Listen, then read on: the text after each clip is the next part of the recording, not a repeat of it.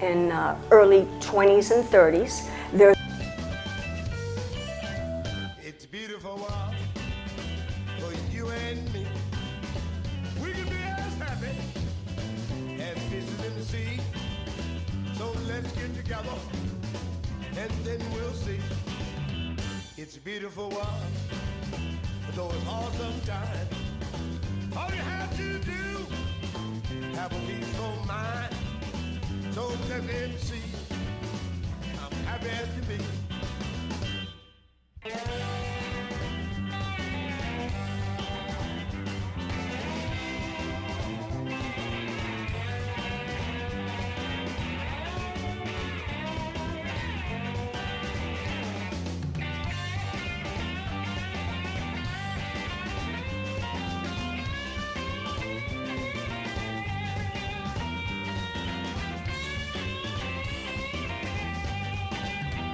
It's a beautiful world for you and me. We can be as happy as fish in the sea. So let's get together and then we'll see. It's a beautiful world. Sun be shining, flowers be blooming. Just beautiful.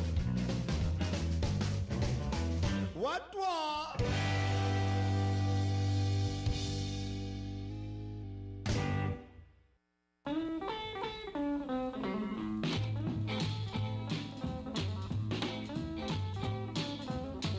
Well, I cry so much for you, baby, there's nothing new. Well, I cry so much for you, baby, there's nothing new. Well, I wish I had $1 for the times I cried for you. Almost every night, I cry myself to sleep. Everybody else is so happy, and I just weep, weep, weep. Lord, these tears, tears, tears. Why won't they let me be? Lord, I wish just once you would cry for me.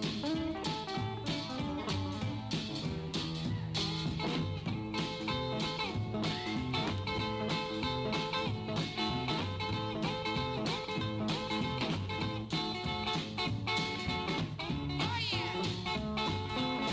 What is that?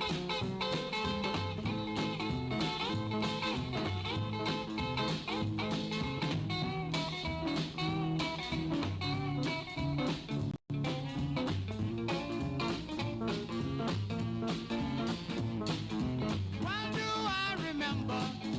How could I forget? I wake up every morning, my pillow soaking wet from these tears, tears, tears. Why won't they let me be? Lord, I wish just once you would cry for me. Now, where were you last night? I cried all night long. Only way you do me, baby, is wrong, wrong, wrong. Lord, these tears, tears, tears. Why won't they let me be? Lord, I wish just once you would cry for me.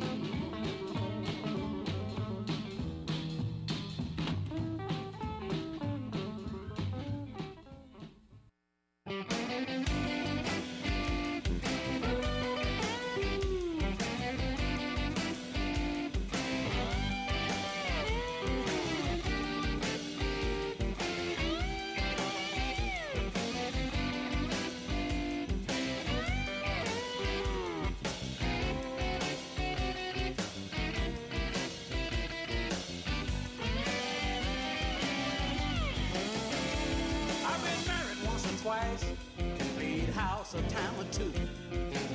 Women come and go, there's always some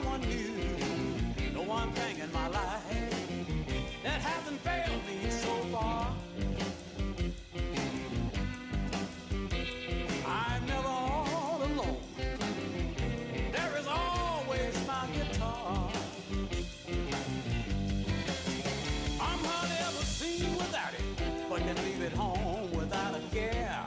Unlike my last girlfriend, when I get back it will be there. The one thing in my life that hasn't failed me so far.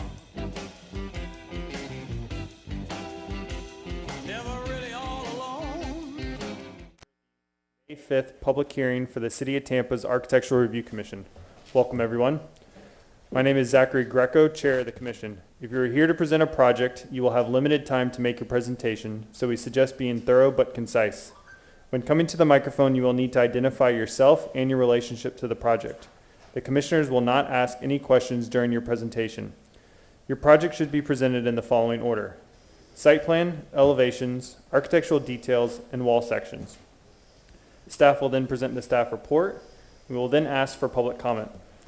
Following your presentation, the commissioners will be asking questions in the same order as the presentation. Please state and spell your name clearly if you are here to speak for or against a project. Your time will be limited to 3 minutes, so take some time now to summarize your comments because 3 minutes go by very quickly. Following public comment, the applicant will have 5 minutes for rebuttal. The public hearing will then be closed. The only comments which will be allowed after the public hearing is closed will be in response to any questions from the commissioners.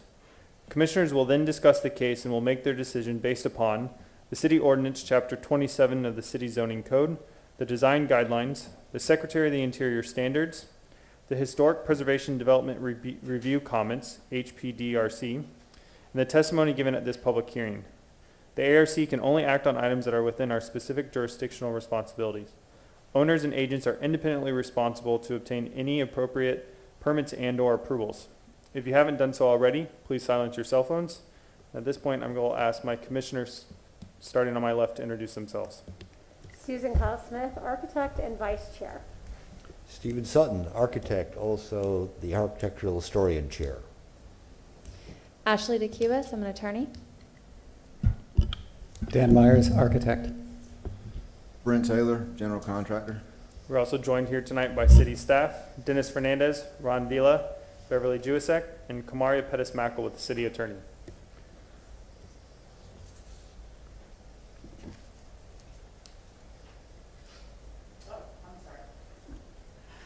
Good afternoon, or good evening. Kamaria Pettis-Mackel from the City Attorney's Office. Will the commissioners please state whether or not they have any conflicts of interest regarding any of the items that are listed on the agenda? I have none. I have none. Not I. None. Thank you. Additionally, will the commissioners please state on the record whether or not they've had any ex parte communication regarding any of the items that are on the agenda? None. No, I have none. Okay, thank you. Good evening, Commissioners. Ron Vila, I'm staff with Historic Preservation. Under continuations, we have none reflected on tonight's agenda. So moving right into the swear-in. At this time, everybody that wishes to testify, please stand up or raise your right hand. Ms. Juzak will swear us in. Do you solemnly swear or affirm that the testimony you'll be providing this evening is the truth and nothing but the truth? I do.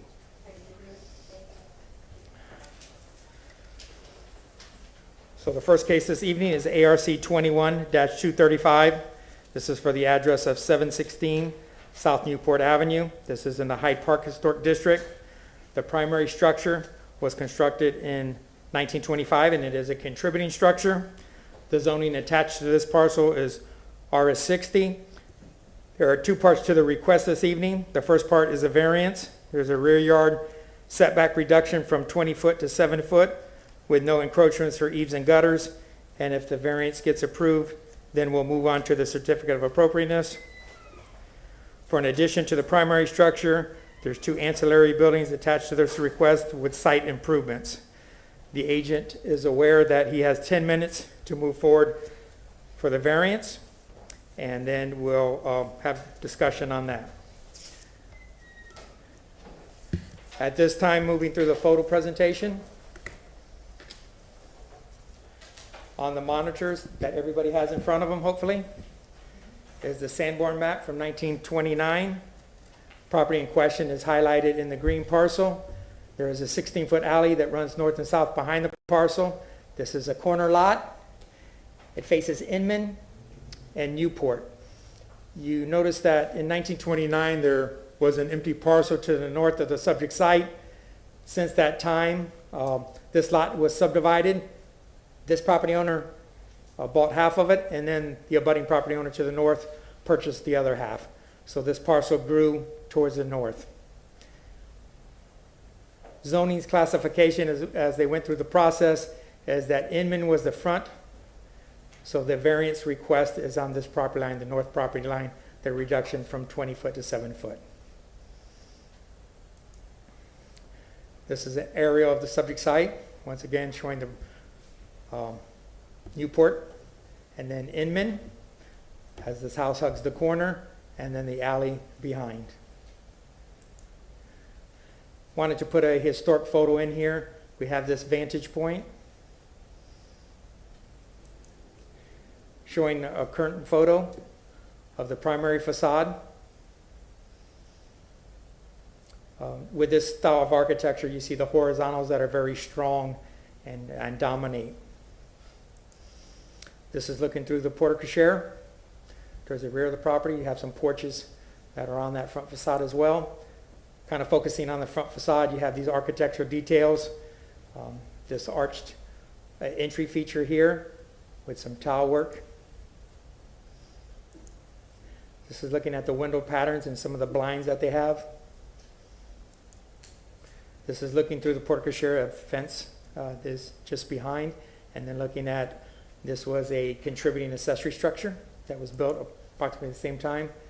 This two-story accessory structure that's just to the north of the primary structure was built in 2004 and is not contributing. This is looking back at the subject site. This is the north elevation, porte cochere, and then you see some of the massing behind. This is the south elevation, which faces Inman, and the rear elevation. It has this perimeter wall around it. Focusing back on the windows, they're very unique to this site. Once again, the pattern of the windows. This is showing you the vicinity now. This is the abutting property to the north. This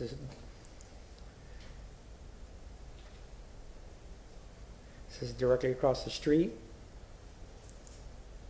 Some street shots here. So you get this is looking back towards Bay Shore and turning around looking towards Swan. The subject site is over here. This is looking down Inman.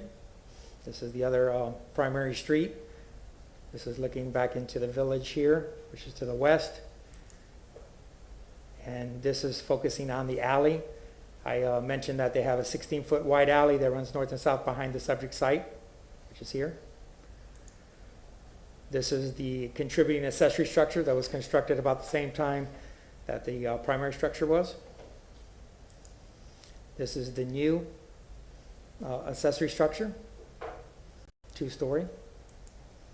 And just a couple of shots to finish the presentation. This is looking down the alley and the condition of the alley. Subject site is to the right. This is looking back towards Inman. And the last photo, this is looking down the alley to the north. That concludes the photo presentation at this time. The owner and the agents could address the podium and address the variance only.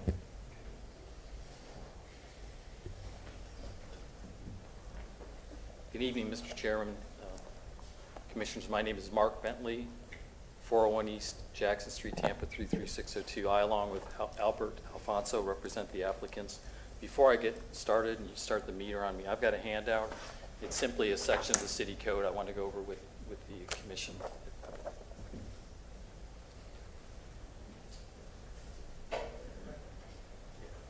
27-161.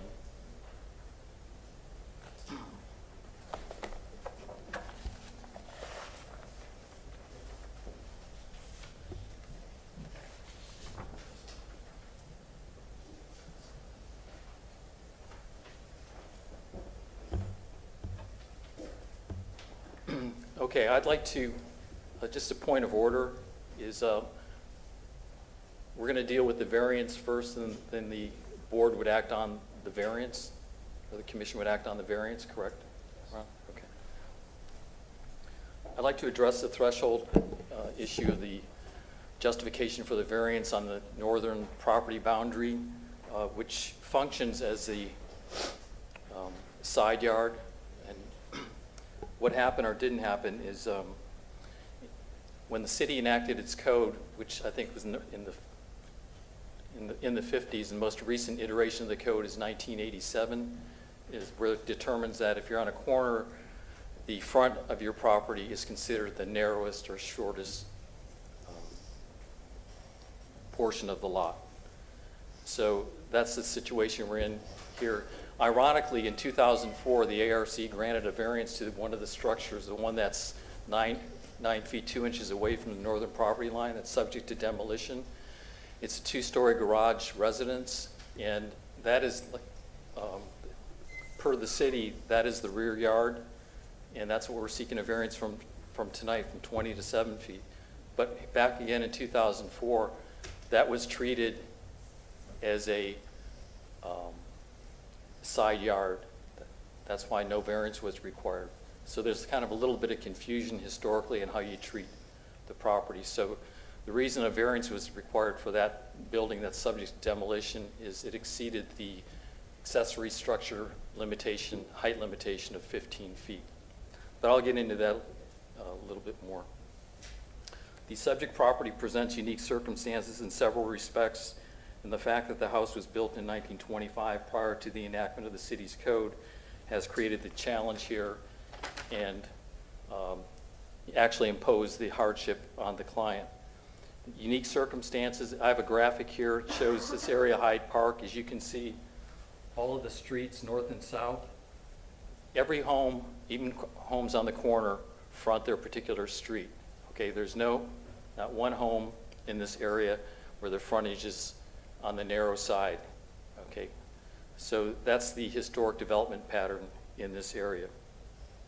Also have a graphic here I think speaks volumes. Is this is a plat of the area, and I know it's a little difficult to see, but this is recorded in June 1911, and this is pretty typical for Hyde Park in South Tampa.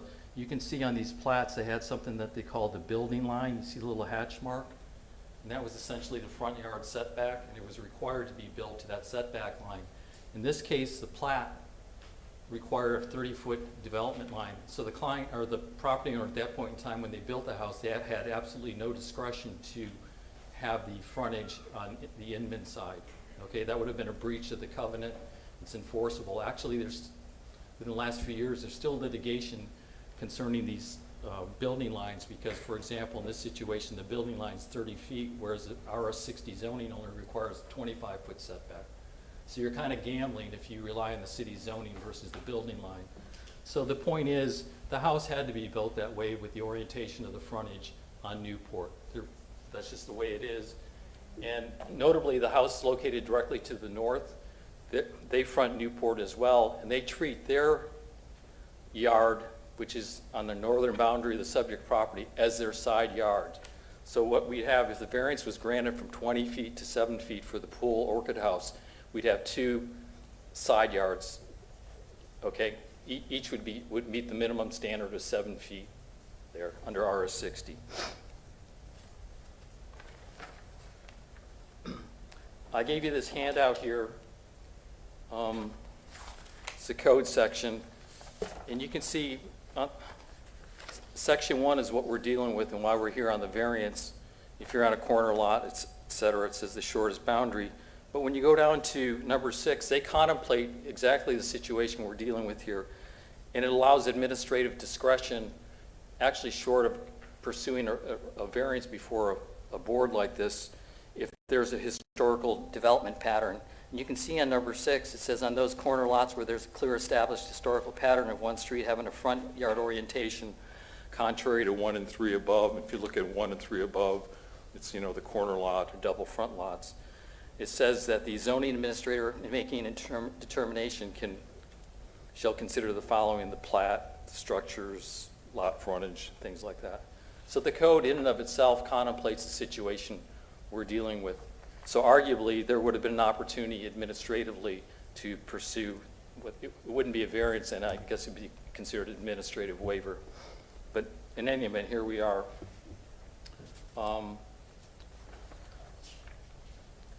So I mentioned the plat. When I started doing research on this, I said, let me just pull a couple properties in close proximity just to see if there are kind of any examples that are similar or mirror images actually of the subject. So this is the adjacent corner. The subject property is located right here where I'm pointing. And there's this house on Inman here. It's not on Inman. Actually, the address is 801 South Delaware. You can see it's exactly like the subject property. It has 3 lots, has a Delaware address, but the frontage is on Inman. Okay? Then we go down to Morrison and Orleans. Same situation, 3 lots, Orleans address, the frontage, the front yard per the city's code section that I just gave you would be on Morrison. So that's kind of the way of the world and the way that area of Hyde Park developed. So treating Newport as the front is inconsistent with the plat, and obviously the development pattern in this area of the city is consistent with the code that suggests such special consideration for historic development patterns. So calling the northern property line the rear is, we believe, inappropriate, and our client will respect the R60 side yard setback if approved. And actually, I think it'd be an improvement. We're taking a 2-story structure, I think, in the magnitude of 25 feet down to 12 or 13 feet. And the only difference is the setback right now, as I mentioned, is either 9 foot 1 inch or 2 inch going to 7 feet.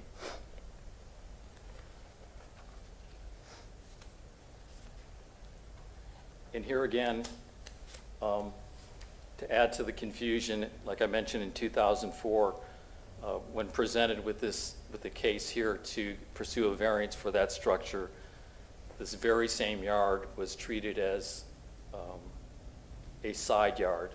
And now we're in a situation, and I don't know if the code changed or not, to be honest with you. That was 2004, and we're 17 years later. But now we're treating it as a rear yard. So I think that's important as well. So I know I only had 10 minutes, and I'd appreciate if the ARC would receive and file the documents I presented. I just have 1 copy, and I can give those to Ron or Dennis at the appropriate time. And if you have any questions, I'll certainly attempt to answer them. Thanks. And then could you read the hardships that were presented, just so that goes on record as well? Thank you. Yeah. I'll kind of paraphrase the code. Is to justify a variance has to be in harmony with the historic district regulations, and Albert will get in. And we presented that. We believe they are consistent. Substantial justice has to be done. We believe that would be equitable in this situation because the client did not create the hardship.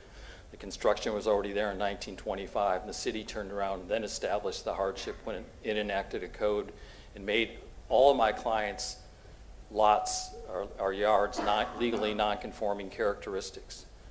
So that's really on the city for doing that.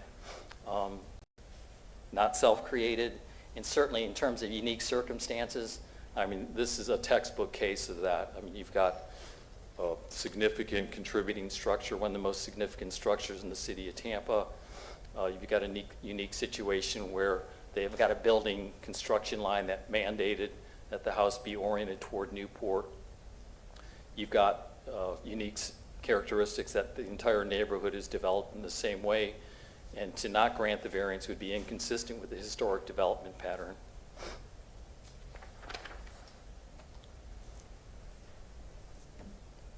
Any other questions?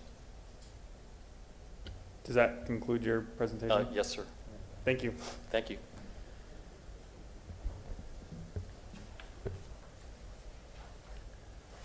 All right. So at this point, we will ask for the public for any public comment for the variance portion only. All right. Seeing and hearing none, The commissioners can now ask questions for the variance. Was there anybody who wanted to provide public testimony for the variance? Sure. I think we need to administer another swearing. She was here. Yeah, she was here. There's some others that came in. Is there anyone else in the room that's going to speak this evening that has not been sworn? Stand up and raise your hand, please. You solemnly swear or affirm that the testimony you will provide this evening is the truth and nothing but the truth?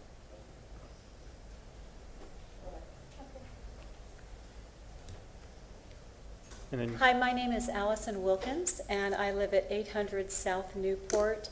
I have the corner lot directly across the street from the owners, and I'm here to say that I fully support this project. thank you.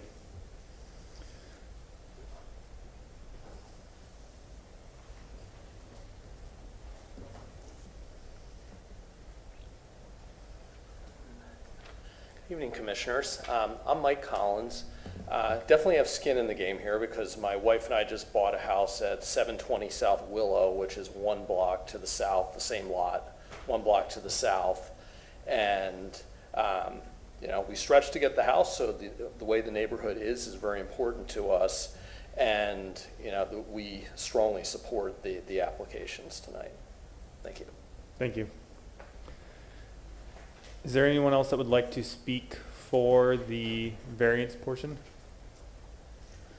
Commissioner Ron Vila, staff with Historic Preservation. I want to bring to your attention that there is a letter in everybody's packet addressing the variance, and this letter is in opposition to the project moving forward for the variance portion. Thank you. All right, at this point, the commissioners will now ask questions for the variance only. Would a commissioner like to begin? Commissioner Clausmith? I have none at this time. I have no question at this time. No questions either. No questions. I have none. I have 2 questions for you. First would be, so looking at the presentation from staff, the original property sat on 2 parcels or 2 pieces of land. It now encompasses 3, so my understanding is because of the code, with that additional lot kind of split between, or a gain, that's what triggered the change for the frontage, correct?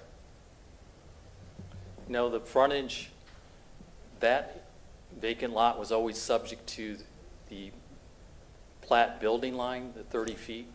So whether the original home was on 2 or 3 lots is pretty irrelevant. So, but when they did acquire the 3rd lot, and I don't know if that predated zoning or not, or if there was a structure there prior to the, maybe Ron knows, prior to the one that's being demolished. I'm not sure, but all of those lots, including the one that's contiguous to the north, treated that as a side yard. I guess maybe to rephrase the question, I understand based off the historic kind of precedents, that's where the building line was in terms of where the front is, but for the code, if the code takes what's the shortest kind of frontage of the site, is that what triggered the change as the site kind of got wider, that side yard became what would be considered Not as it got front? wider, it triggered the change. Forget the client even bought the 3rd lot and built a garage on it, okay? The house was constructed in 1925, 14 years after the plat, and then sometime in either the 50s or the 80s, the city enacted this code. And this property, I overlooked at one point, has absolutely no access off Inman. It never has since 1925, okay? So acquiring the 3rd lot really didn't do anything. You could have never put a front, take away the client's 2 lots. If you had that 3rd vacant lot, you could have never had frontage. It wouldn't be subject, number 1, to this rule we're talking about because it only deals with corner lots, okay? Hmm? So this hypothetical, you know, the only front you could have on that 3rd lot would have been Newport. So,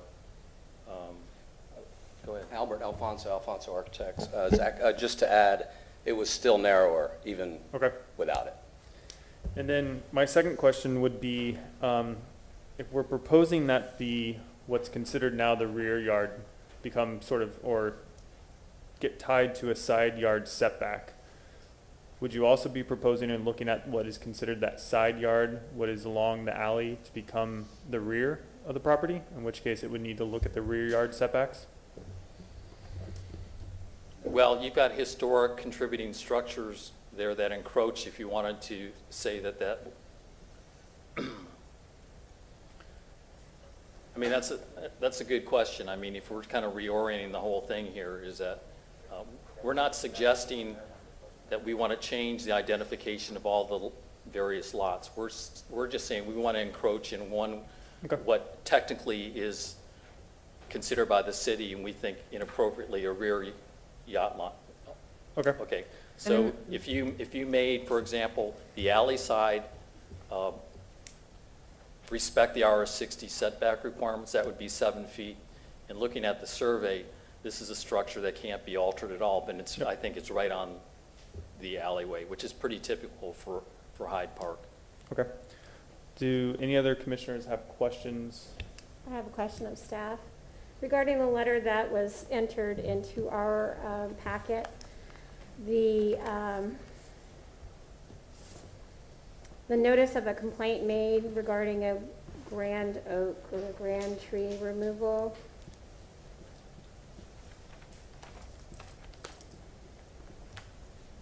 It sounds like this complaint was actually entered and investigated by the city, but it doesn't really this letter doesn't tell us what the resultant of that complaint was. Kamaria Pettis-Mackle from the City Attorney's Office. The letter is just a letter from the public, but it has nothing to do with what's before the board. Those are two separate issues. Okay. But can I make one comment on that, and then I'll be done, Mr. Chairman? Sure. Concerning that letter, I just caught wind of it tonight and took a quick glance. But in any event, just to clear my client's good name because of some of the allegations in the letter, they ultimately got a tree permit. I think Ron has a copy. And what happened essentially was there's a contradiction in the code. The tree that was removed was a camphor, which under the code is considered a nuisance species. Okay. Then on the other hand, because of the diameter, it was also considered a grand tree. Okay. Requiring a permit. And that wasn't understood. You know, it's just simply kind of the nuisance aspect. The tree was removed. They got a permit after the fact, and it's all been resolved. Thank you. Any further questions? Okay. At this point, the applicant is allowed 5 minutes for a rebuttal. No, thanks. All right. So we'll close this portion of the public hearing, and the commissioners can now discuss the case. Would a commissioner like to begin? I will begin, please. My fellow commissioners will probably recognize that I'm particularly not a major fan of zoning variances with respect to our historic properties, but I do recognize the historical pattern of Hyde Park and the nature of this residential dwelling on this lot by virtue of covenant, which is baked into the development and platting of Hyde Park. Inman is the front street. What we're juggling with here now is a history of changes within the zoning ordinance, which may or may not take into account those covenants that are placed on the development rights or requirements of our historic districts. That being said, I am inclined in this instance to look very fondly at the historical pattern of Hyde Park, the establishment of Newport as a Front Street address for this facility, And that, in that same vein, the request to maintain the requirements of a side yard setback typical for the development in the city of Tampa would be appropriate for this site.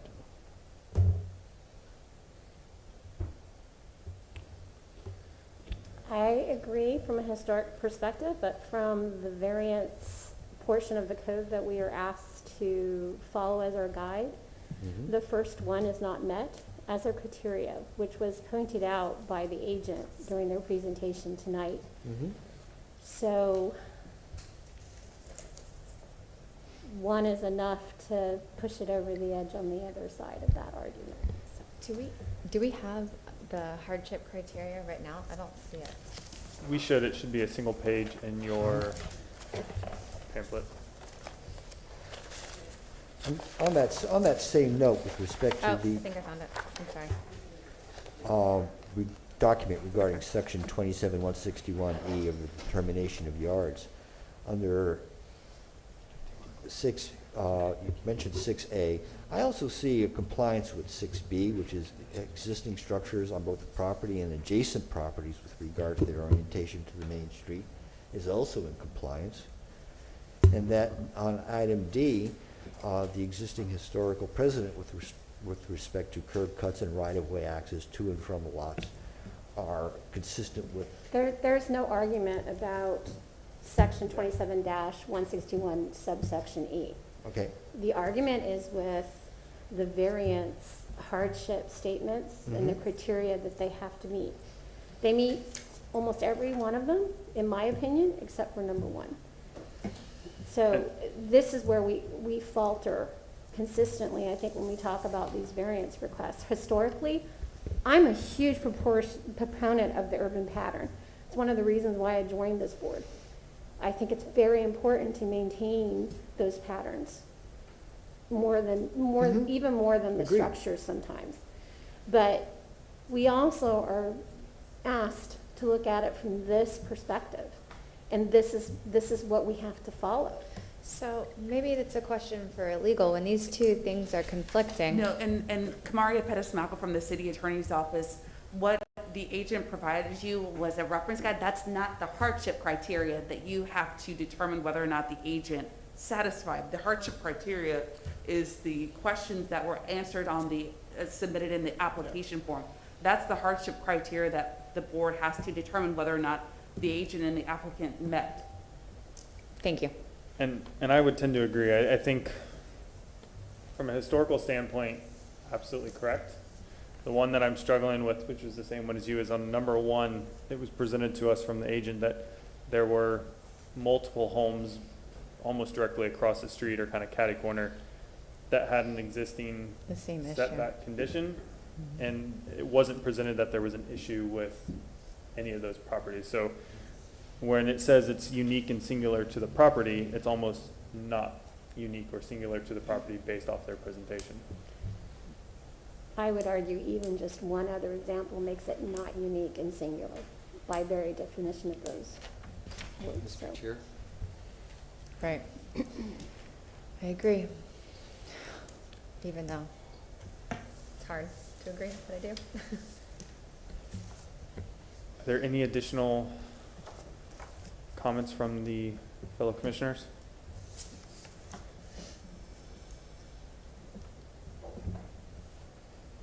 No? Okay. Would a commissioner like to make a motion for the variance portion only? I would like to move for a denial. Move that the variance request for case ARC, sorry, let me pull this up in front of me.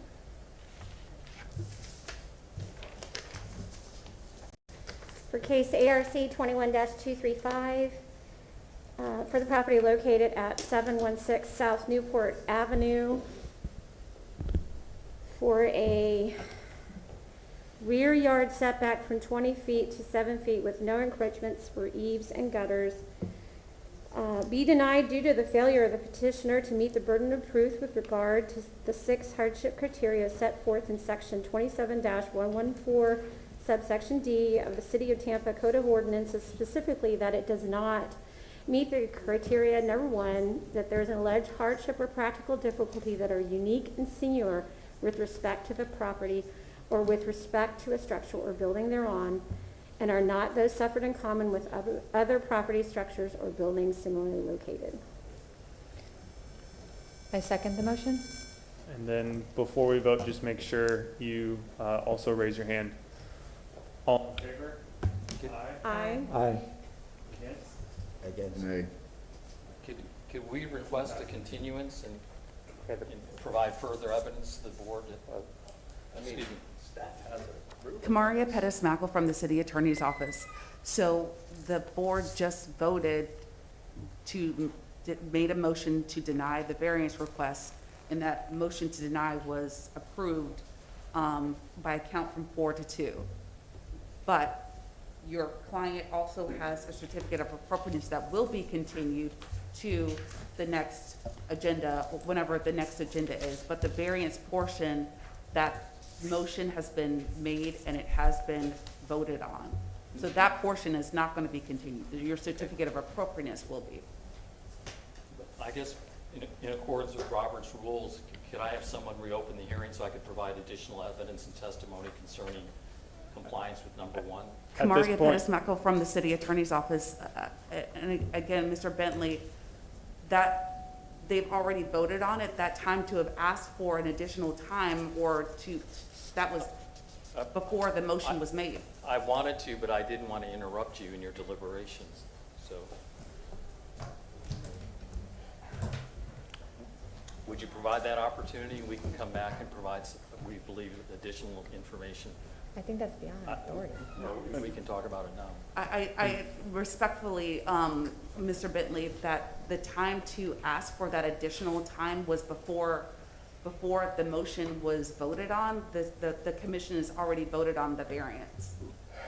The staff can talk. But in their deliberations, they said they thought response to number one was inadequate, and I didn't have an opportunity to respond to that. You had, and just for the record, you had time for a rebuttal that was given to you.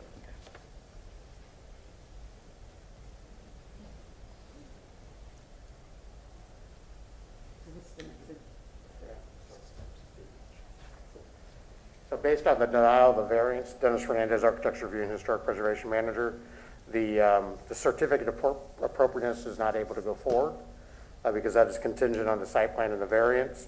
So if the applicant concurs, I would recommend that that item be continued in order to preserve their notice. If that's the decision and they agree with that, the next available opportunity is in July. July the 12th would be the date. So we'd want to get their concurrence to that date before we make a motion. We have to reopen this. This is a big problem.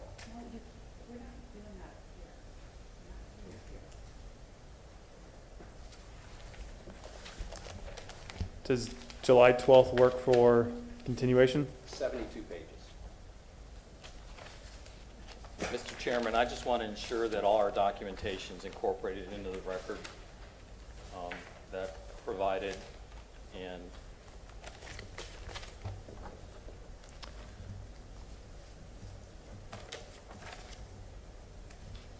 wanted to ask, does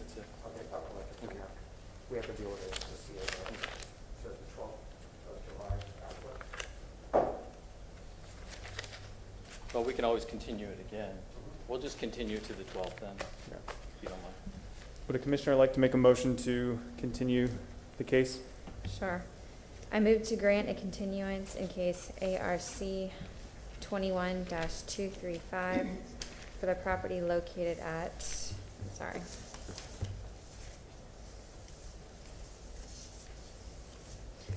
716 South Newport Avenue, to the July 12th, 2021 public hearing at 6 p.m. I second the motion. All in favor? Aye. Aye. Against? Motion passes.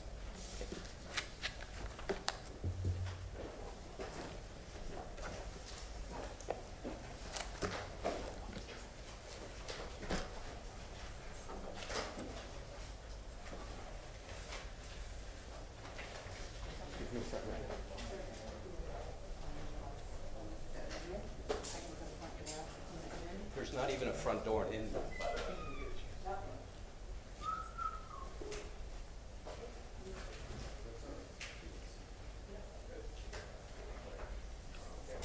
Good evening, Commissioners. Ron Vila, staff with Historic Preservation. Moving to the next case on the agenda is ARC 21-234. This is for the address of 5601 North Seminole Avenue. This is in the Seminole Heights Historic District. The primary structure is contributing that dates back to 1926. The zoning associated with this parcel is SHRS. The request in front of you this evening is for new construction and accessory structure with site improvements. Moving forward,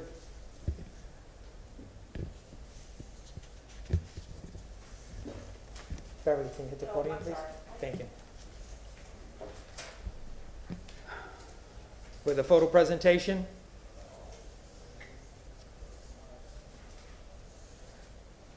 Thank you. This is the vicinity map here. This is showing the Seminole Heights Historic District. The local district is the boundaries in red. Property is about in the middle of the local district. Does face Seminole.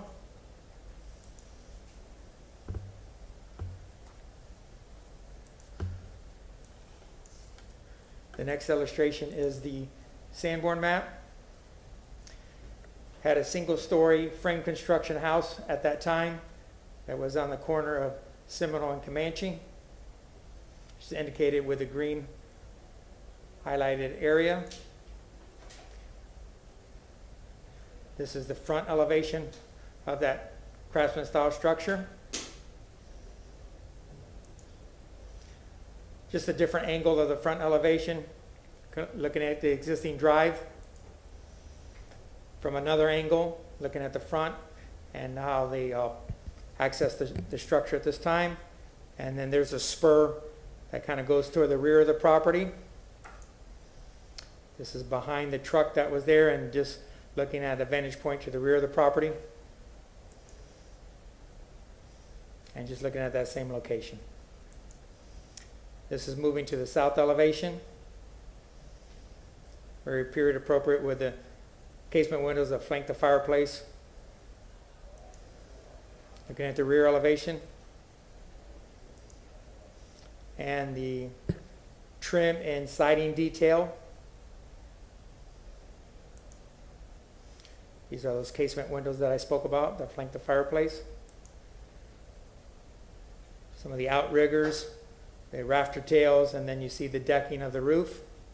See the barge rafter as well, the dimension of that. It's a little larger than the remaining rafter tails. Gable vent.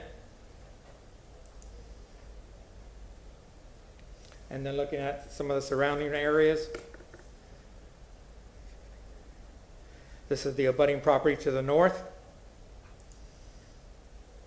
This is across Seminole to the west. And this is the new construction that's across Comanche to the south. Just another vantage point of that structure. And to conclude with a couple of street shots, this is looking down the street, Seminole to the north. And turning around, subject site is over here. So it is a corner parcel within the Seminole Heights Historic District. At this time, the agent can address the board. First, he needs to get sworn in, so Ms. Juzak will swear him in at this time. Do you solemnly swear or affirm that the testimony you're providing this evening is the truth and nothing but the truth? I do.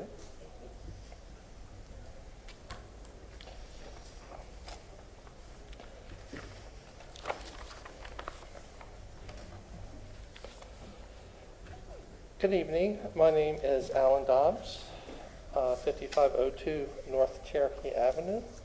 I am the agent for this project. My clients basically approached me because they wanted to have a new accessory building, and they had there's some unique site constraints and also program constraints. For example, they did not want to go two-story. They just wanted to have it one story. The other thing is the use on these corner lots, the accessory buildings being in the rear are accessed either from the alley or more times than not the side street. This house is unique in that it's over 17 feet from the north property line.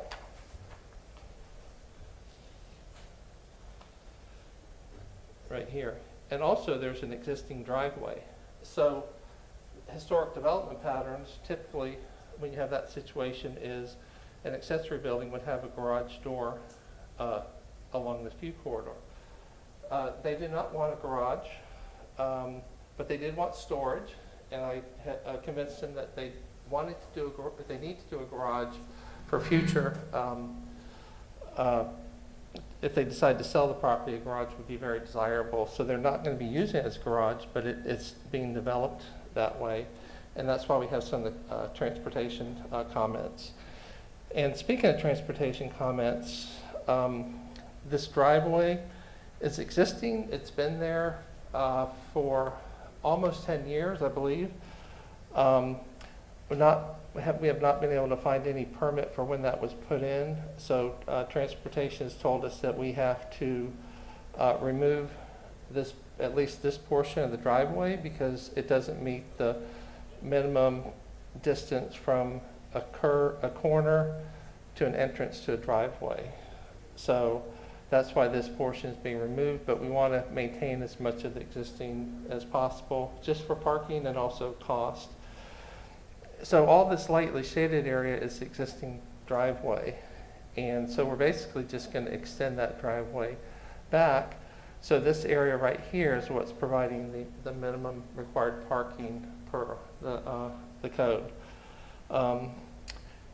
And then so the building, we basically justified it to the alley, so we're 3 feet off the alley.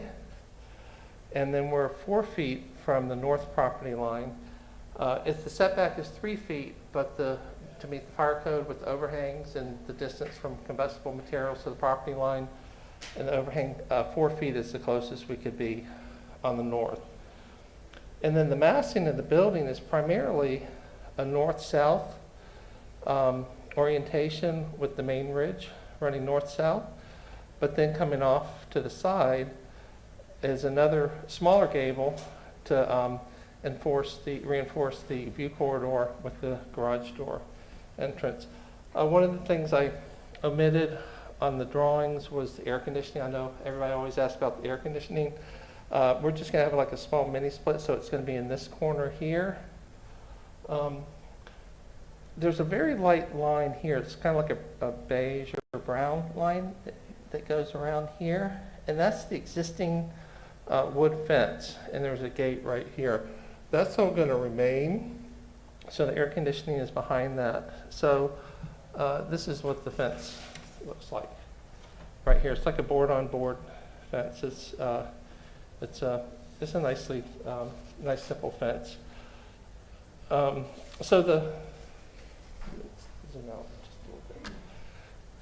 to kind of talk about the form again and a little bit of the layout, because that always sort of dictates things like fenestration and massing and form, this is the garage here. The building's 26 feet this way by 12 feet. So it's a nice sized garage with enough room for storage at the end. This is a covered porch facing the house.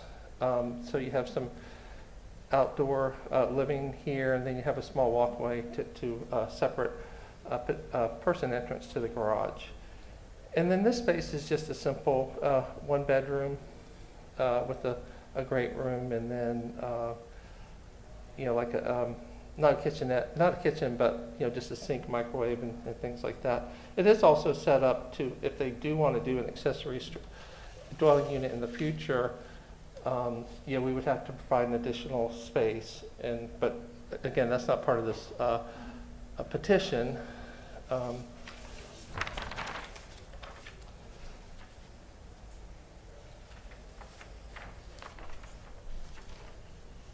So this is the elevation that faces the house, and you can see we have a carriage house type garage door. The corner boards, casing and trim, the little brackets, that all matches the existing. The jerkin head form roof, which is basically like a clipped gable, we have that on this elevation. It's smaller, but so it's in proportion to the smaller width. And then this area across here is all porch. And then one little change I made, I did a beam or head casing here, which matches the beam detail on the front porch in the main house. Before I had the siding just coming right down to the bottom of the beam, which is actually done a lot in Sumner Heights. The doors and windows, just single hung type windows. I'll talk about the details of those. And then just a very simple craftsman style door. This is like the entry door. And then this is, which will be more like a wood colored door. And then the door to the garage will be a painted door to sort of de-emphasize that, but it will be the same style. So this is the south elevation. You can see it's wider, so it has a higher ridge. Just simple pair of double hung windows centered here, and then you have the porch here. The overall height, they wanted kind of tall spaces on the inside, and so we're doing 10 feet instead of 8 feet to give them a little bit more room. Let's see, I'm going to fold this.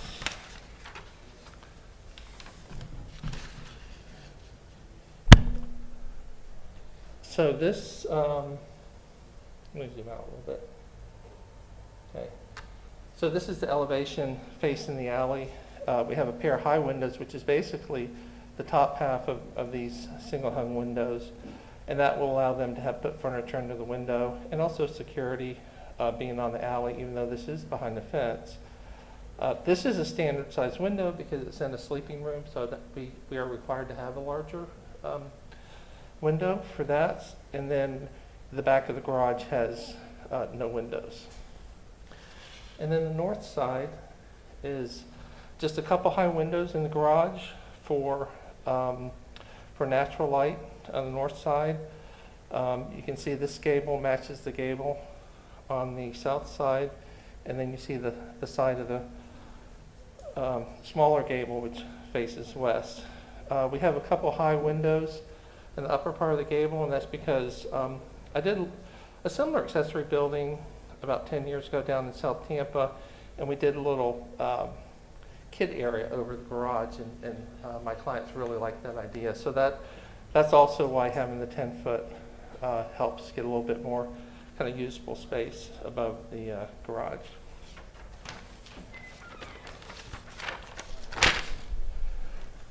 The window details on this house are typical on probably like 90% of the houses in Seminole Heights. So basically, starting at the bottom, you have the heavy sub-sill, and then you have the window unit, and then for the head casing, you have 1.5 inch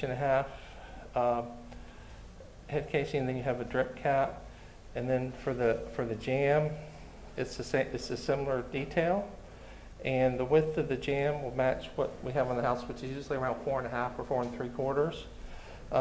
And then the mullion in the middle is a little bit wider to sort of represent, the wider width because of the weight pockets, and then the elevation of the window. This is flush down to the sill. Sometimes the sill extends a little bit past, but on this house it's flush. But the head casing does extend about 1 inch past the side of the side casing, so we're picking up on that kind of detail.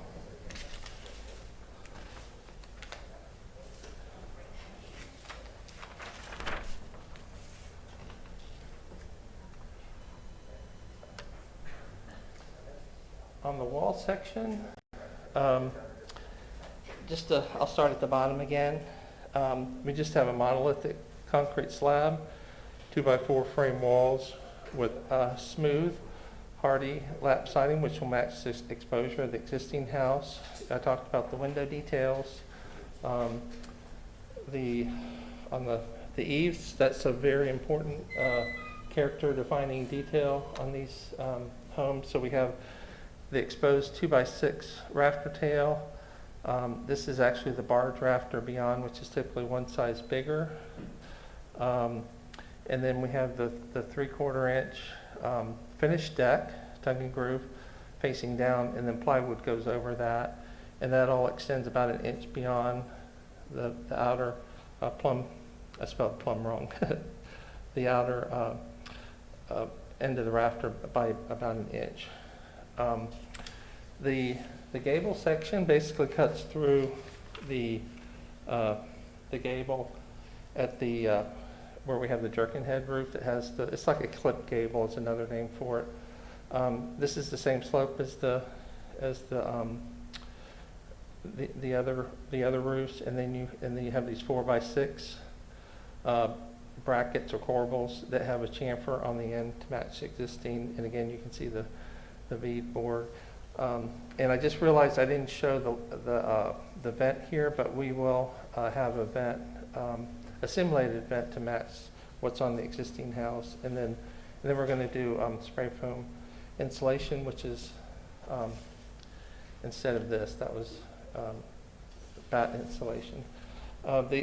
One of the comments was having a porch section, and also the columns maybe being a little big. The columns are on the porch. They're manufactured box columns that are made with 2x6s. So the finished dimension is 5 1/4 inches, which is actually the finished dimension of the wall. So one of the traditional design methods is you always want the column to be the same finished width as the wall. So that's what we have. A very simple column capital. See if I can zoom in a little bit. Just with like a 1x with a little quarter round below.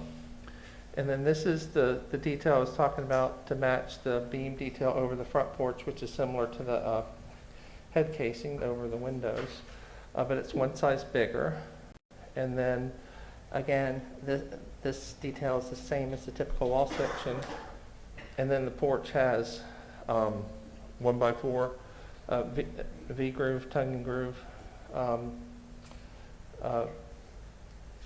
ceiling, and then the wall has all the typical finishes I mentioned before. The porch will have a concrete slab, but it will have, I need to zoom out. So there's just a small step down out to the porch, and it has a slope. So it'll be a nice broom finished slab.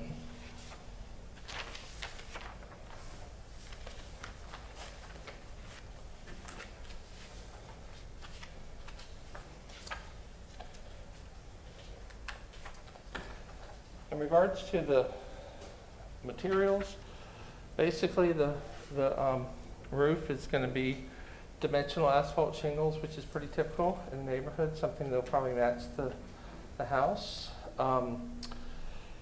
This is the door. This will be the entry door to the main space. And then this will be the door to the garage, which will be painted the same color as the trim. There wasn't a lot of contrast, but I think you can kind of see the door there. Then the hardware, we're going to use just a real simple dark oil red bronze single plate with deadbolt and knob. The windows, we use these quite a bit in Hyde Park, and actually all the historic districts in Tampa. This is Sierra Pacific. It's called an H3. It has nice proportions for the style and rail. It has a putty profile for the glazing.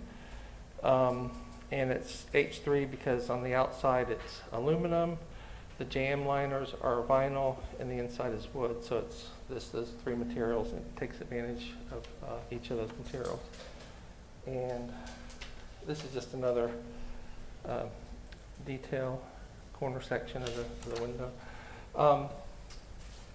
The light, we didn't really pick out a porch ceiling light, and that's really not within the public realm. You won't really be able to see it. But of course, the light over the garage door is an important light. And this is just a period style light that will go over the garage door. And the garage door will be, as shown in the elevations, it will be a panel type, carriage house type door. It'll just be a single one, obviously, with the 3 lights over it. And it's actually a clopay, although this doesn't show the lights, but that's the type of door that we're using.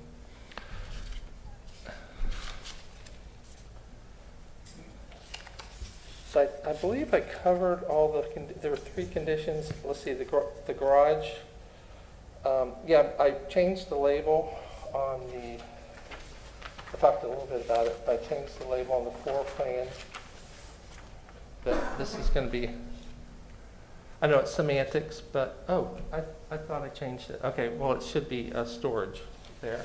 That was one comment. The other was the slimmer porch columns, which I talked about, and then the porch section, which I provided that. So with that, I'll conclude my presentation. Thank you. Thank you. At this point, staff will present the staff report. Good evening, Commissioners. Ron Vila, staff with Historic Preservation. Staff's finding that the application is consistent with the Seminole Heights Design Guidelines. When we reviewed this project, we had a couple conditions attached to it. Those conditions were addressed this evening. So at this time, staff has no additional comments, and I'm here to answer any questions. Thank you. All right, at this point, we'll open the public hearing to any public comment. Is there anyone that would like to speak for or against the project? All right, seeing and hearing none. We'll now move into commissioners can begin asking questions for the project. If anyone has any? I have no question. No questions. No questions. I have none. Sorry, I do. That was so close. My first question is, you had mentioned potentially this becoming an accessory dwelling. Do the setbacks on the site plan take that into consideration? Yes, they do. And I really mention that just because even though it's not part of this petition at all, it is an important consideration when you're talking about the orientation and location of the building to make provisions for adding, like, for example, an additional parking space that meets City of Tampa requirements.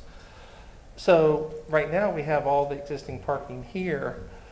So if they did want to do an accessory dwelling unit in the future, they would have vehicular access from the south here, and we would just have to take that tree out. It's a smaller oak tree, it's not a grand tree, and there should be no problem taking it out. And it is on their property as well. And that sort of goes to the fact of this building being more oriented this way as opposed to sort of square, because they didn't want to park, right here. So, okay. Okay, I do have others.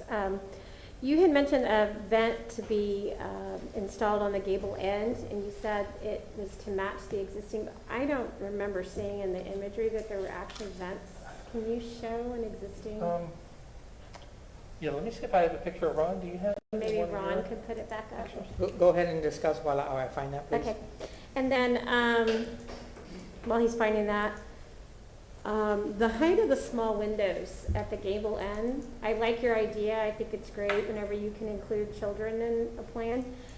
It just seems to me they're pushed really high, and I would typically expect at least some header room so that it has some breathing room in the elevation. Was there a consideration or reconsideration of either the height of that window or the size of that window? Because they often are smaller when you'll see a window in a gable end. That's actually a very good point, and I have a solution to it. Is a lot of times when you have these corbels or brackets, there's some sort of horizontal band that's the same height that runs across. So I think what we would do is we would drop this window down so that it basically has a 5.5-inch head casing. So basically it would be like right here, right. And then the window would drop down below that. So that's just one of those concerns, and I think that's an easy one to make. Back to the vent at the end, though, of the gable. There we go. So it is above the brackets, and that's why I couldn't tell if it was there or not. Okay. And it will be an active vent or not an active vent? No, it will not be an active Okay, vent. so it'll be Usually what we'll blacked do out. is, yeah, we black out the sheathing, and then we apply the lattice over it. Okay. I have one question for the windows if we go back real quick. So in your section or building section that you have, you're showing your ceiling within this portion that we're seeing right here on the elevation at 10 feet. But it looks like that window is higher than 10 feet. Oh, yeah, that's a good question. Yeah, what I did mention was in, let me show you the floor plan. So in this space right here in this great room here, they wanted to have vaulted ceilings. So this will be very tall up to the ridge. So that window will be high on this wall. On the other side, the garage, we're going to frame the ceiling down to 8 feet, and then that window will be in the space up above the garage. Okay. So on this elevation right here, the garage roof would be somewhere in this area right here. So that window would be above that. Okay. That's it for me. Thank you. And then the only other question that I had was, there was a comment by staff of connecting the driveway to the garage door or the garage. Understanding that's going to be changed to a storage. Right. Was there any consideration given to continuing that to kind of appear more as that, carriage house? Yeah. Yeah, I talked to my clients about that, and they specifically did not want that. But I didn't see that being a problem because there's actually a gate right here. So the parking goes up to the gate. So what happens behind it? And that's typically been okay to do in the past, as long as it's behind the fence and not within the public realm. Okay. Are there any additional questions for either the applicant or staff? All right. The applicant is allowed 5 minutes for a rebuttal. I'll just say that we'll make the necessary adjustments to that window, those high windows that was mentioned, and open to any other conditions. Okay. All right. Well, at this point, we'll close the public hearing, and the commissioners can now discuss the case. Is there anything commissioners would like to discuss? Or I have no issues with this little project. Neither do I. Would a commissioner like to make a motion then?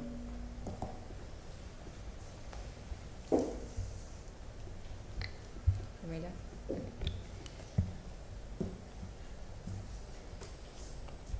I move to grant a certificate of appropriateness for the drawings and documents presented at this public hearing in ARC 21-234 for the property located at 5601 North Seminole Avenue, because based upon the finding of fact, the proposed project is consistent with Seminole Heights design guidelines of the City of Tampa for the following reasons, and those are, get my papers, please.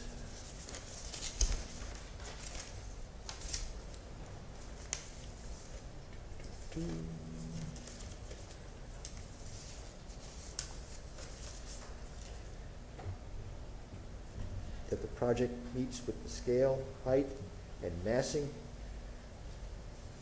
containing the materials within the district, containing the trim and detail with respect to its primary dwelling, and the roof forms.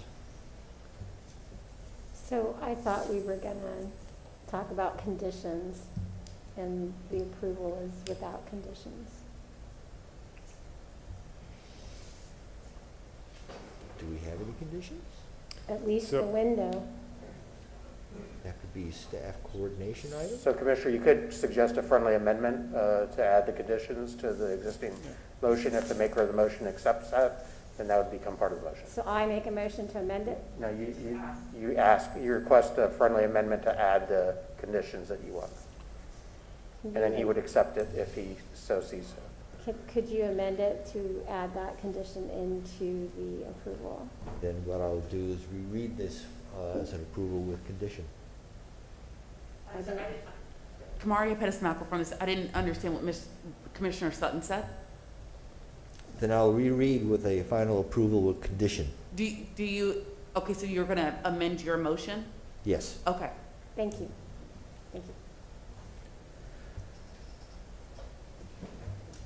I move to grant the certificate of appropriateness for the drawings and documents presented at this public hearing in ARC for ARC 21-234 for the property located at 5601 North Seminole Avenue with the following conditions: that the upper level windows be coordinated with staff as to their final location so they can be consistent with the detailing of the existing dwelling. Because based on the finding of fact, the proposed project is consistent with the Seminole Heights design guidelines of the City of Tampa with specific regard to scale, height, massing, building form, the maintenance of traditional materials, trim and detail, and roof forms. I second the motion. And then before we vote, does the applicant understand the conditions that were read? Yes, I do. Thank you. All in favor? Aye. Against? Motion passes. Okay, thank you. Thank you. Commissioners, moving to our next agenda item. This is Ron Vila. I'm staff with Historic Preservation. Is ARC 21-237. This is for the address of 910 South Fremont Avenue. This is within the Hyde Park Historic District. The zoning classification attached to this parcel is RS50. And the request is for an addition to the primary structure, an addition to the accessory structure, some renovations to the accessory structure with site improvements. Just to give you some past action. On this site, in 2020, there was a non-contributing structure here, which was the primary structure, which was removed. There is a contributing accessory structure that still remains and will be evident in the photo documentation that I'll show you in a minute.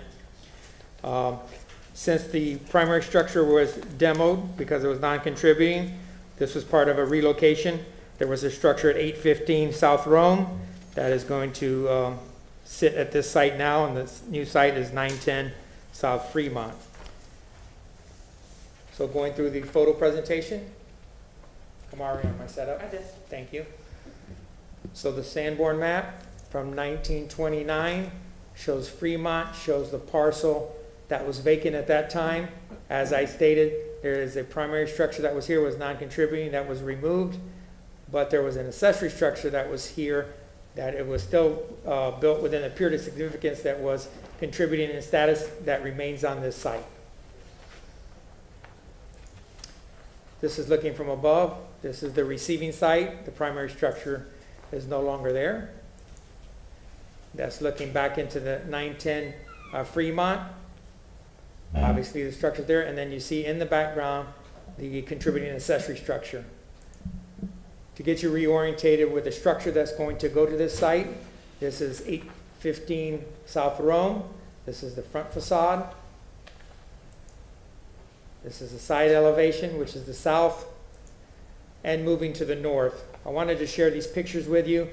They have a 2-story volume here that was not part of the original fabric. This will be removed as the house makes its move to Fremont. And then part of the request in front of you this evening is that once this structure gets to the new site, they're going to reconstruct a 1-story structure to be more sensitive to this Dutch colonial.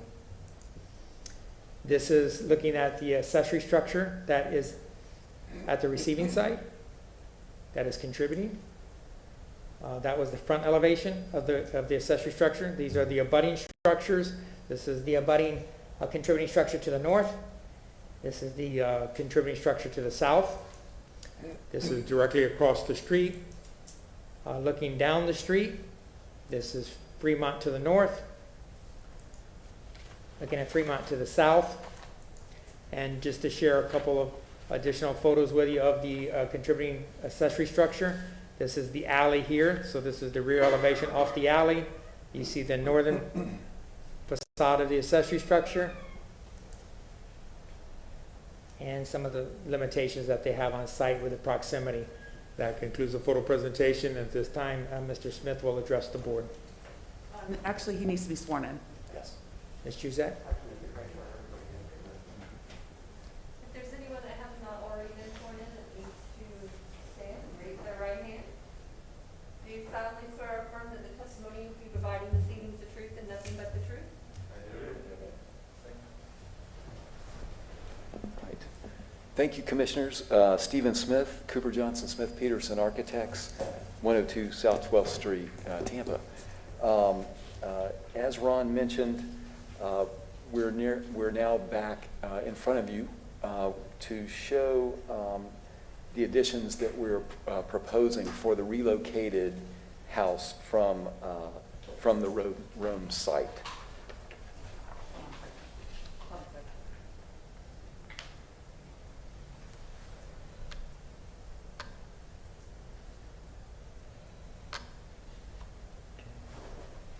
I want to first orient you to the structures that are there.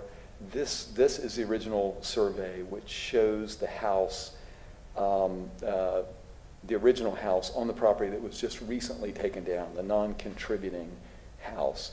And something to point out is that it was close to the side property line, 3.9 feet.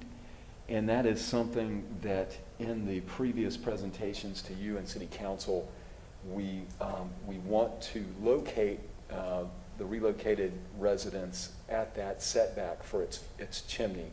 And the reason is all of these trees, these live oaks along the south property line. And so we were trying to move away from them as much as possible.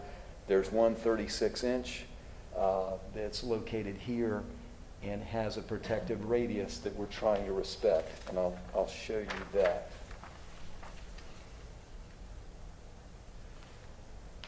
This is from the drawing that came before you before with the relocation and before City Council. And it is showing those setbacks in the outline of the old house on that side. And then showing the protective radius that we're respecting, as well as a tree canopy.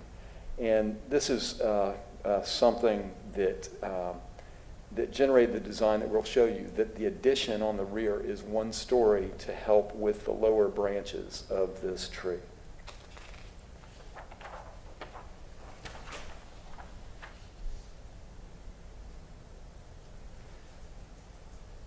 Wanted to next show you what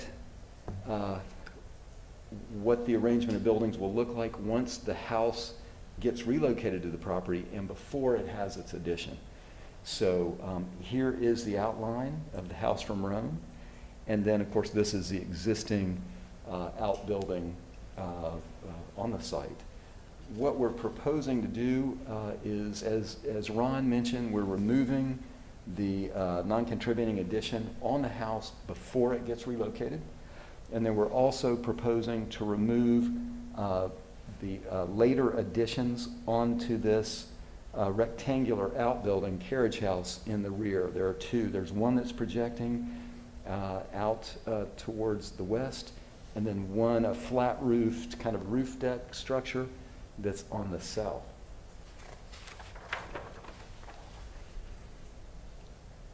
Second floor.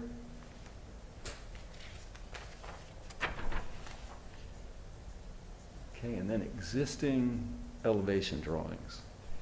And this is the existing west elevation, the entry side of the current house on Rome, the south elevation.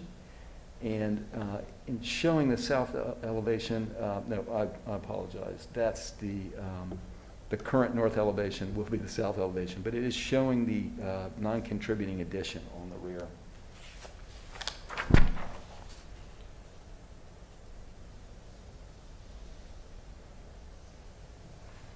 current rear elevation, again showing the non-contributing addition, and then the side elevation that faces Bristol currently with its addition, non-contributing.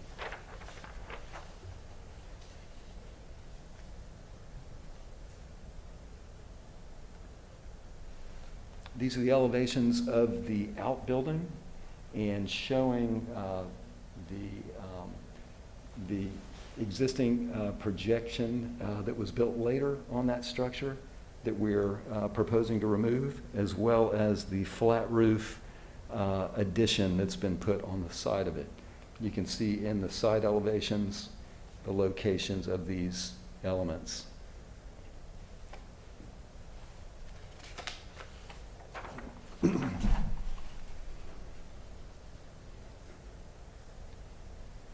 Okay, this is our proposed plan, and again showing the outline of the relocated building.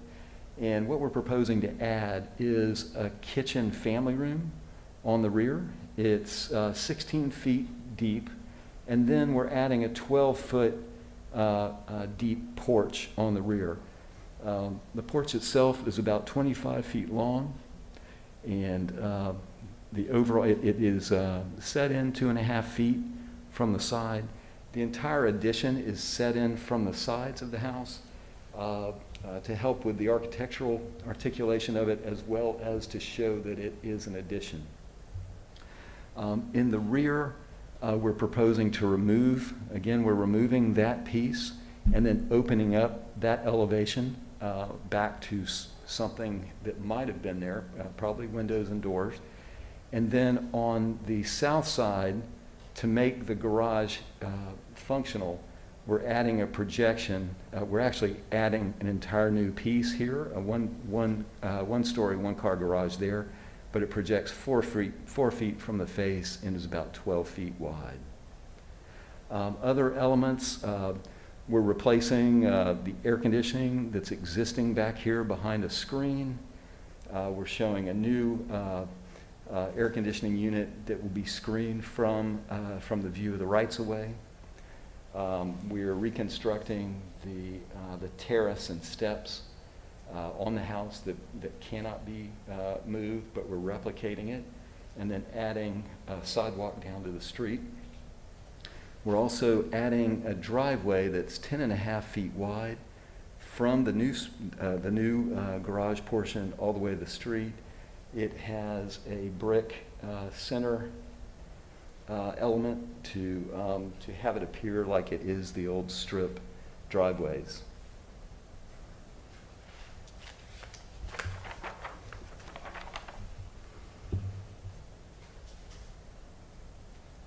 The roof plan showing the addition of the family room and porch, just very simple hip roof. And then a roof plan showing that addition to the outbuilding. It's a simple gable.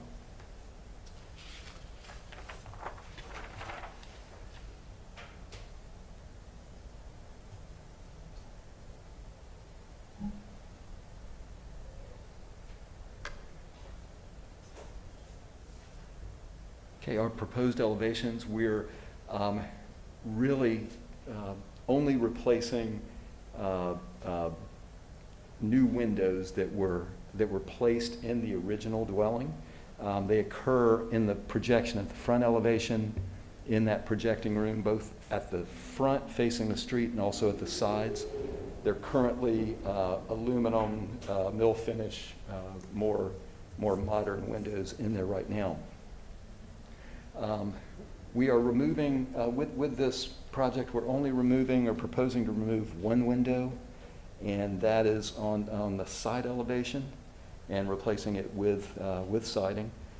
The new windows would be wood windows, simulated divided light, insulated windows, so they will approximate the historic windows. This is the addition area, so showing the family room kitchen piece, as well as the porch, covered porch piece, with a projecting bay that is intended to look like a sunroom partially infilling the new porch.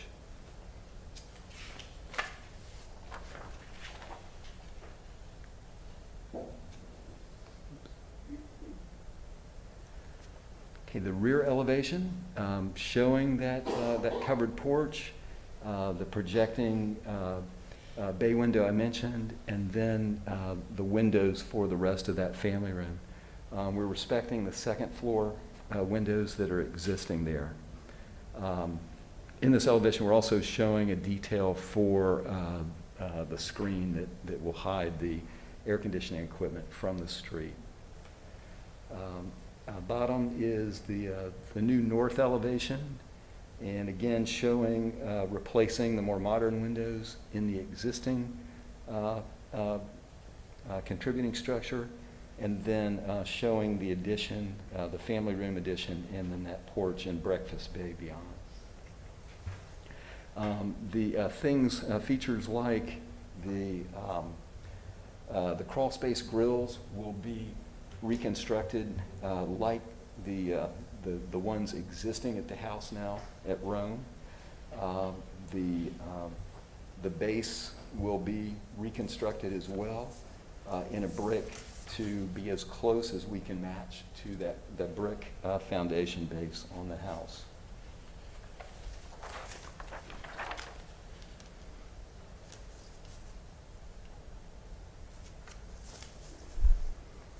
Okay, showing, looking towards the outbuilding and showing the new one-story addition to it with its gabled roof to match the gabled form that's there now.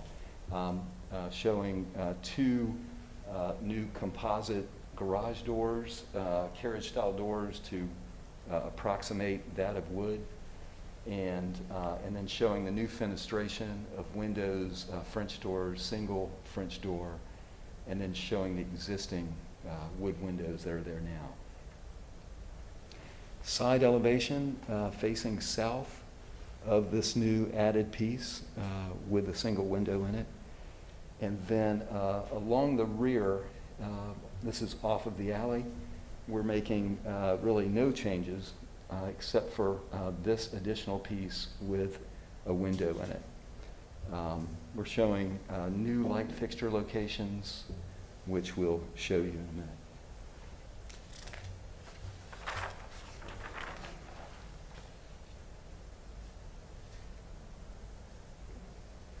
This is our proposed detail through that addition and the rear porch, so the wall of the family room. Showing the rear porch deck structure and roof structure, and then the what we're calling the breakfast bay beyond. The materials will all be pressure treated wood that will be dried and plain smooth to be used as trim, rather than using a synthetic or a fiber cement board. We feel that that would be best for addition to the house, since everything is wood on it. Our siding will be wood as well, probably a cedar, a smooth cedar, to match the dimension. Windows, as I mentioned, will be wood, and all of the detailing. The soffit material and the ceiling of the porch will be wood beadboard to match that of the overhangs at the existing house. Decking will be pressure-treated beveled edge decking boards. The only thing that is not proposed to be wood are the recessed panels that we have. We're proposing to do those in a smooth fiber cement board that would approximate a wood panel.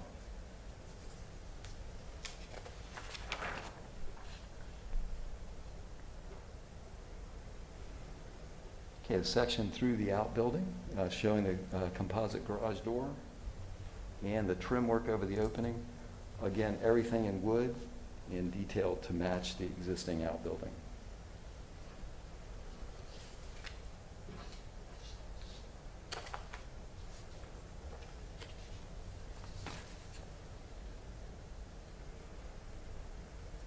Similar to the previous project, we're proposing wood windows by Sierra Pacific,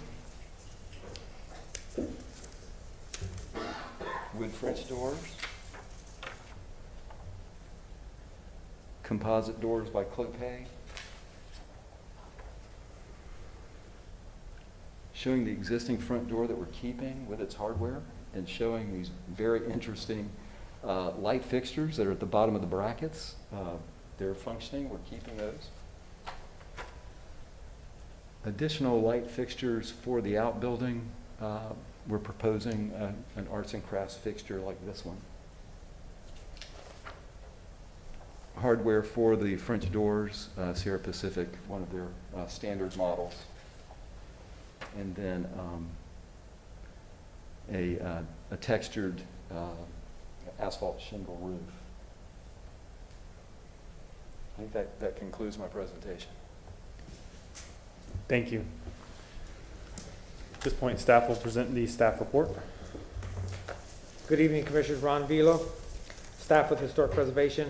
Staff's finding that this application is consistent with the Hyde Park Design Guidelines. We reviewed plans on April 16th, 2021, and there were a couple of items. The items were addressed this evening. This was a complete presentation addressing all those items from our original review. I'll be here to answer any questions. Thank you. Thank you. All right, at this point, we will open the hearing to any public comment. Anyone like to speak either for or against the project? All right, seeing and hearing none. The commissioners can now ask questions for the project if they would like. Would a commissioner like to begin? I have one question. Could we go to your site plan really quickly, please?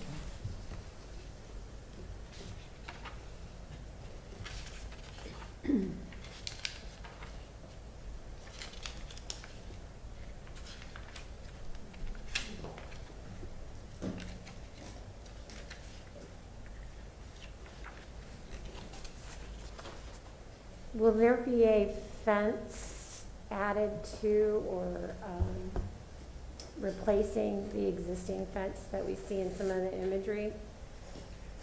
That's along the property line? Is that right? In general, fence around the property. I know that there is some existing.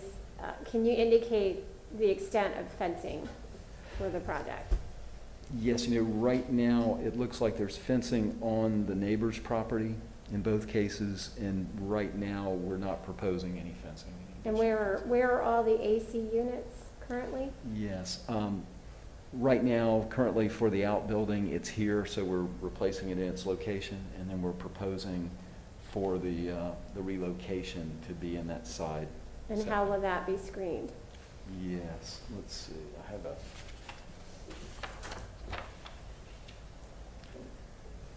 this is a little detail of the screening with a lattice panel screen element there, all out of wood.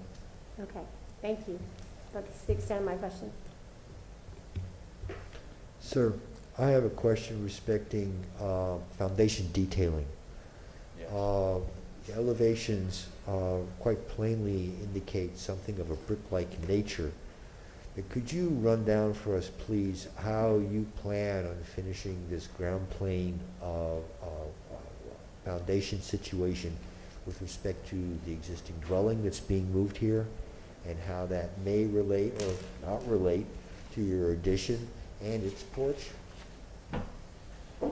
Yes, great question, and in fact, I forgot to show you this. And so what we're doing is we're proposing to replicate the brick base that's there on the residence currently and extend that to the addition. But rather than build it out of 8-inch brick, what we want to do is we're proposing to build it out of 8-inch CMU and then use an authentic thin brick product like this one, basically a cut brick that will then be grouted to appear in every way like authentic brick. It will have brick corners, if you guys are familiar with the product. They have corners and so So in every way, we're trying to make this authentic and representative of what's there now. So basically, the existing dwelling is currently on a masonry crawl space. It's going back on a masonry crawl space. And you are going to be making your addition as a masonry crawl space. How are you constructing that porch? Is that going to be open void underneath there as well too, for practical purposes, its own crawl space, vented? Yes. Okay. Exactly. Boards will be slotted boards, so it'll ventilate that way. Last item regarding all of this, obviously a crawl space needs to be vented. Do you have any indication for us tonight on how you plan on screening those vents? Yes. We're showing crawl space venting essentially in the locations where there are now. We're adding a few more to meet current code. But right now they exist as simple wood-framed openings in the brick that have a rodent screen hardware cloth behind them. So we're proposing to go back with the same thing. May I recommend at some point in time here that one of these vents be made large enough for access purposes? Yes. Because my house is on a crawl space as well. I love, well not love, but I enjoy the convenience of being able to go under my house and handle, or have someone go under my house and handle all of my utility data and all the things that change or break all the time because it's there. If I didn't have a big opening, I'd have a big problem. Yes, good point. That is all I have for the moment. I just had a question about that side yard setback. Yes. Maybe that's a question, I don't know if you can answer it or maybe staff can answer it. Just, I know that that's where the accessory structure sits. Is that three feet something that you mentioned? But why is there not a variance required to put the house in that location? Yeah, it's actually, yes, it's actually where the original house was. Right. So we're proposing to go back, and I believe we felt like because that house was there and this had gone through city council and through you folks, that you didn't need a variance. That may be wrong. I'm not sure, that's my question. There was a previous discussion about the previous action that was on this case. Yeah, in reviewing the location of the existing accessory structure and the relocated structure, the setbacks were reviewed by land development and no variances were required as the site plan presented this evening. Okay, thank you. Oh, I had one more question. I believe you showed 2 garage doors in the accessory structure, but it's a one-car garage. Yes. Is that because there's already an opening there for a garage? Yes, the thinking is that would be either golf cart or for bicycles and that sort of thing. So it will be functional? Yes. Okay, thank you.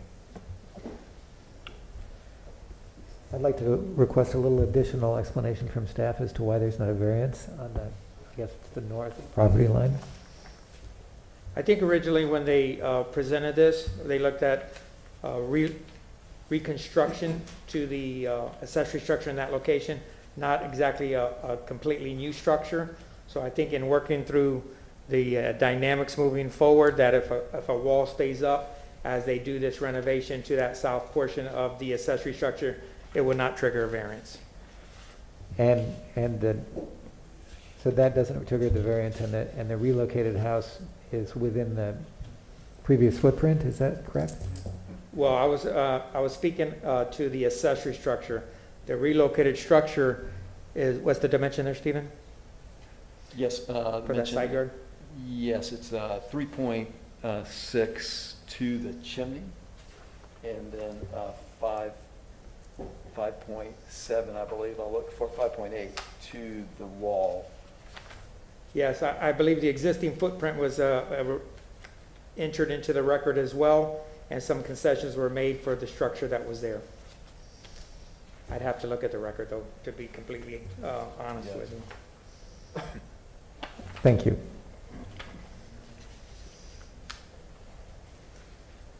Commissioner Taylor? I have no questions. Yeah. The only question that I have, if we could look at the, I guess, the east facade of the accessory structure. That's the outside. I'm sorry, the west side. Okay. So it would be the front where the garage doors are.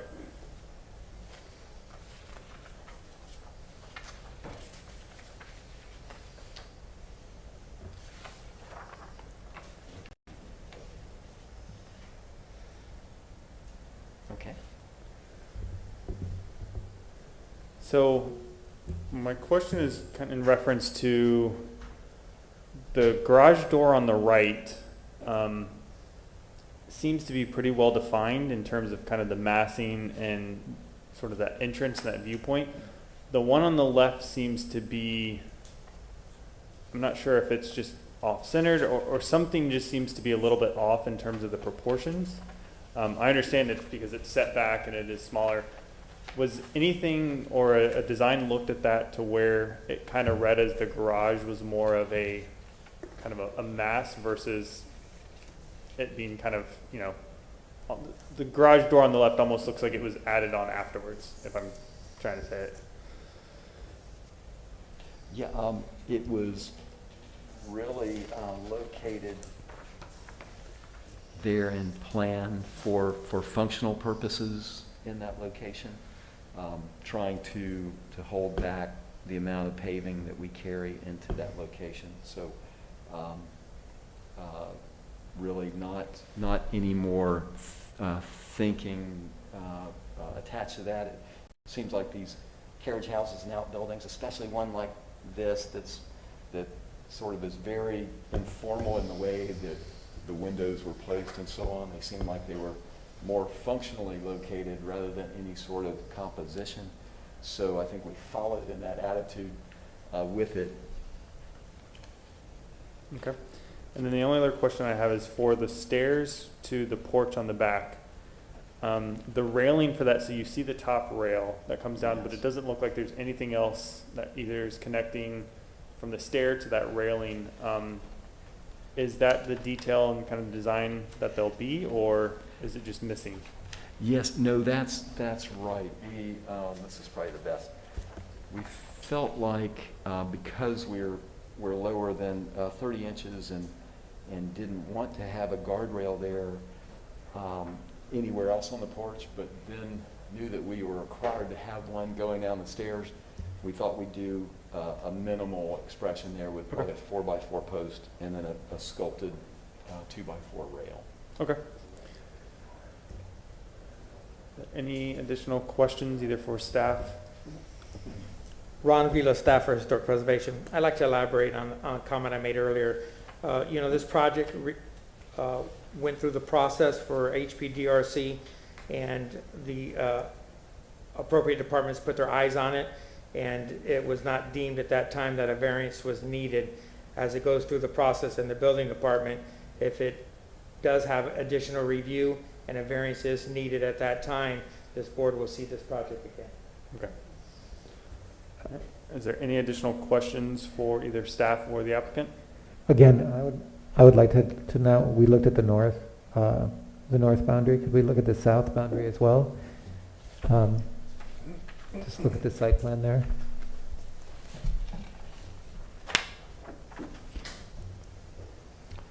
Yes.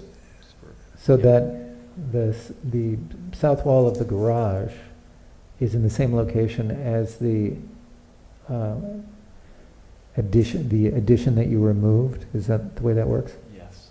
Okay, so you were assuming that something was grandfathered in. It's like it was grandfathered in. Okay. Yes. Thank you. Any additional questions from the commissioners? Not I, sir. Okay. At this point, the applicant is allowed 5 minutes for a rebuttal. Yes, I don't see the need for it. Thank you. Thank you. All right, we'll close this portion of the public hearing and the commissioners can now discuss the case. Commissioner Klausmith, would you like to begin? I have no concerns over this case. Obviously, the issue of the setbacks, but that's out of our hand for the moment. So I'll pass the baton. Your microphone's off. I have no comment. Same, it seems consistent with the guidelines. No comment. I have none. I have none either. Would a commissioner like to make a motion for the case? I'll do it.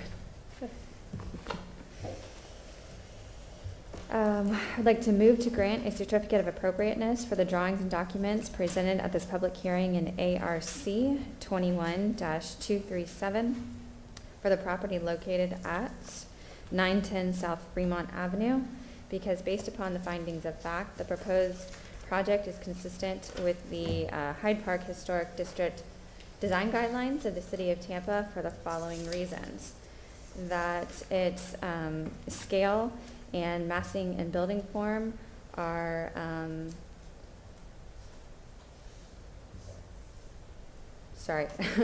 are consistent. I second that motion. All right, all in favor? Aye. Motion passes. Thank you. Thank you. And then, could we take a quick 5-minute recess?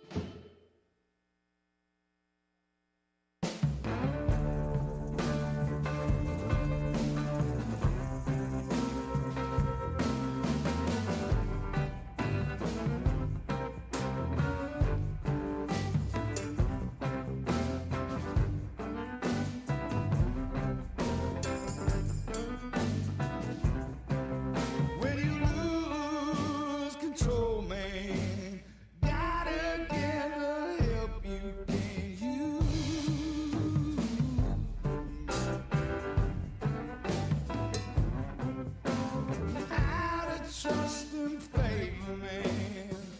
Nobody talks to you.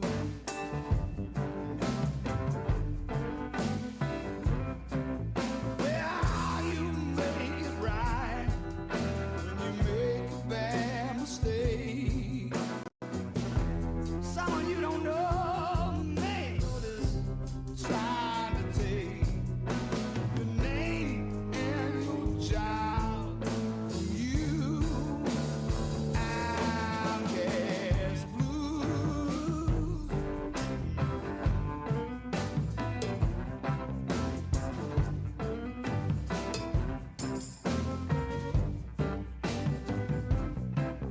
A man is only good enough when actions matching up with his word.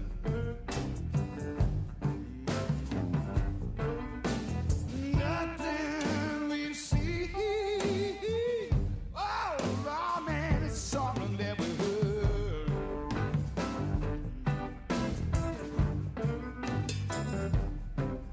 Well, someone says the worst. Just assume that it's true. Other sets of eyes see more than you. Gossip is a thief and a liar.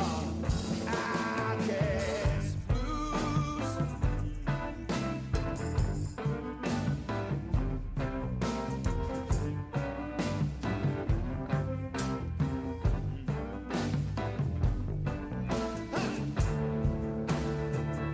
Not a friend in need.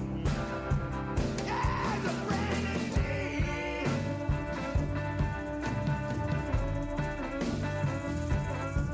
All right.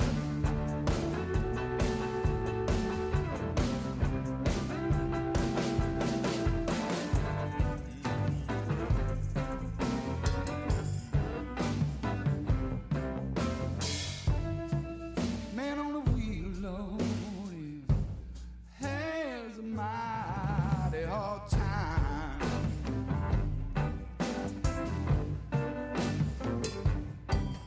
We're here with the steps, room to move, Lord, is hard to find.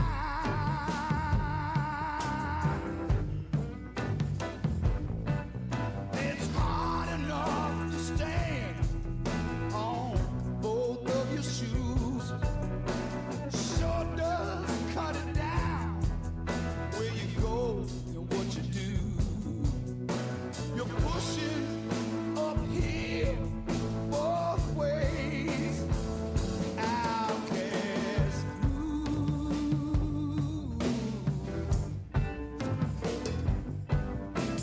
Outcast blues.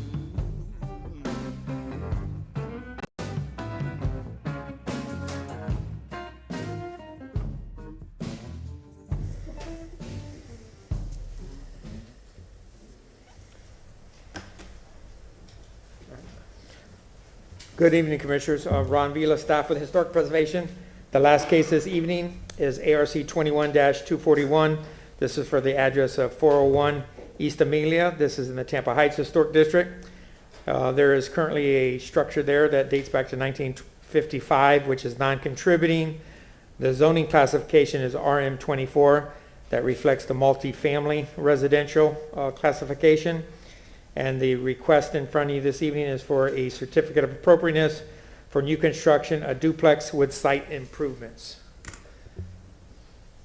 Moving forward to the vicinity map. Property in question is indicated by the arrow. It does face Amelia to the north, and it is a corner parcel, and you have Jefferson to the west. There is an alley.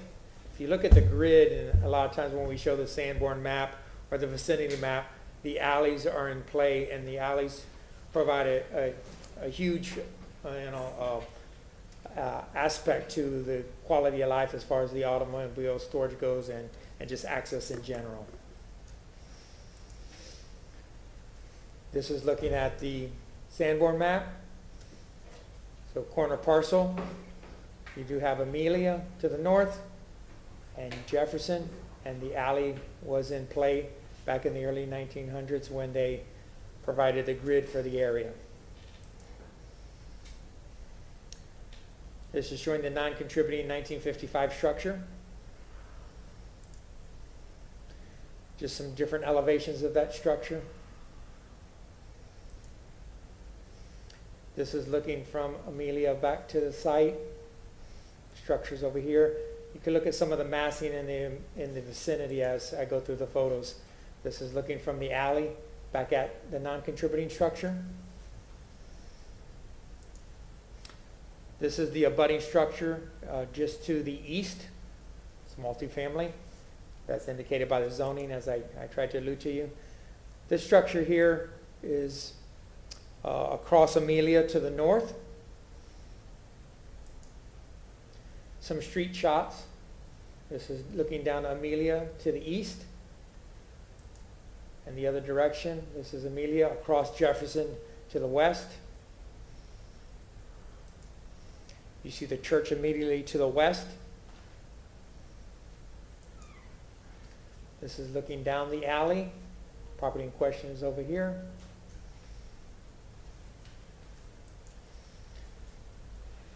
South of the alley, you have another multifamily structure. This is off the alley. This is the abutting structure to the east. I showed the front facade of this, and I wanted to incorporate how they address the parking. This is looking down that alley. It is an improved alley which can be used.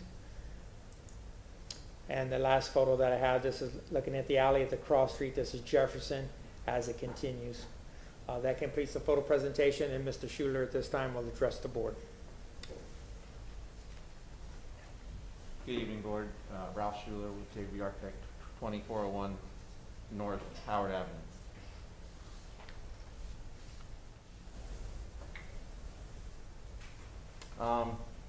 First, I wanted to just quickly summarize Ron's comments about the Tampa Heights neighborhood, because I'm not sure how familiar you are. Tampa Heights is a mixture of uses, both. There we go. So, it's a mixture of uses, both single family and multifamily. This particular parcel is surrounded by mostly multifamily residential. This is about 0.54 acres. Currently, with the zoning at RM24, it would be allowed to have 3.7 units. Also, this is in the Tampa Heights Urban Village, which is if this property with PD'd, we could have over 5 units. Not sure how we really fit it on the site, but by zoning that would be allowed. So anyways, I wanted to just kind of briefly touch on that, and then we'll talk about the project.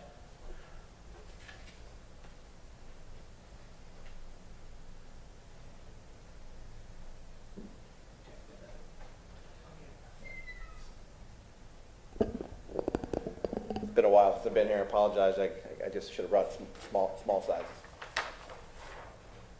So in the site plan, and this is north, just oriented better for this. If you could just hold on 1 second. You gotta change the camera view so that we can see what you're pointing at.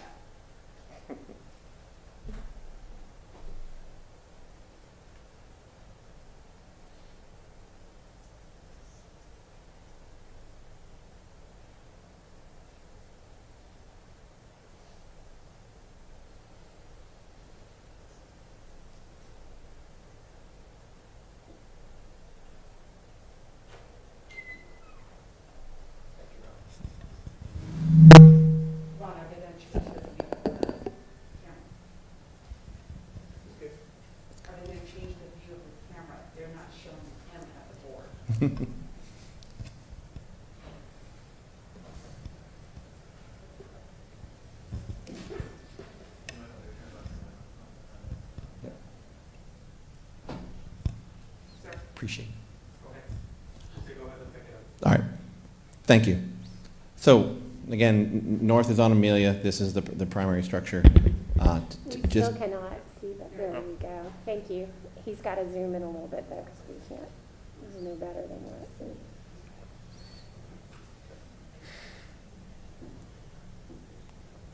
Are we there yet? Okay. Just need to focus. There we go. Thank you. Appreciate it. Thank you very much. So again, this is north. This is the front yard, which is the short side, which is on Amelia Avenue. To the east is a multifamily structure. About it was originally designed as 4 units. I believe there's actually 3 units there now, but originally designed as 4 units. It is a contributing structure, even though it's been substantially changed, I believe. As we saw on the pictures, this alley is open, and the adjacent structure next door has an accessory structure with four garage units facing the alley. To the north is a single family with an accessory structure that is an apartment. So technically, it's multifamily. To the west is quite a large church, 2-story stucco church, 2-story in height. I think it's actually only 1 story. Then to the south is also a 2-story multifamily structure. I think it is 8 units currently, even though to me I think it should only be 4. But so I just wanted to kind of give you context of what this site is. We're proposing a duplex, 2 townhouses. People don't like the word duplex. When we get to the elevations, it's going to try and mimic as much as possible to a more of a single family aesthetic, but of course the scale and bulk and massing will be slightly larger because it is a multifamily structure. Just briefly, the porch is up front. It's a shared porch with 2 separate entrances. As you get through to the back of the project, we do have a small side porch slash open space with a little low wall that would be masonry, and then vehicular access is all from the alley, of course, with 2 car garages and then space for additional parking behind the garage. This is really just a blow up of the first floor. I don't think we have to say much about that. Second floor, again, same bulk and massing. I want to get to the elevations.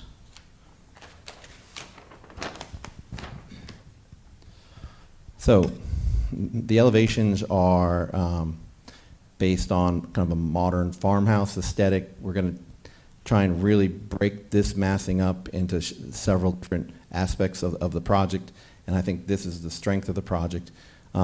Starting in the front we have a hip roof with a small gable in front of it, and then of course the porch in front.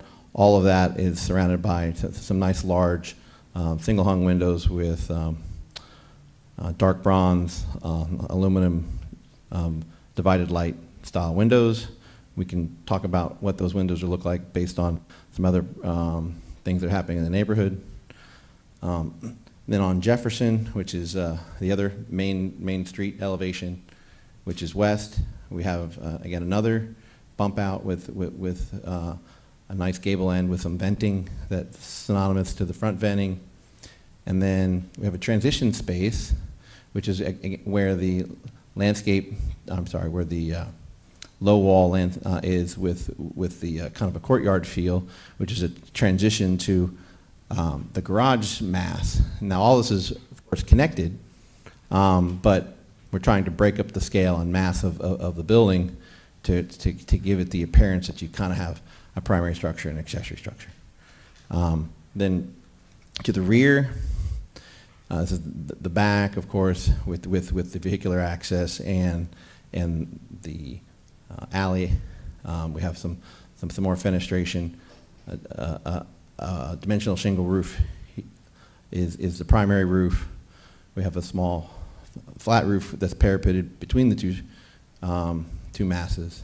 And then you have essentially the same thing facing east, which is again facing the other larger multifamily structure. Some of these details, we're going to have a smooth stucco finish with some stucco control joints.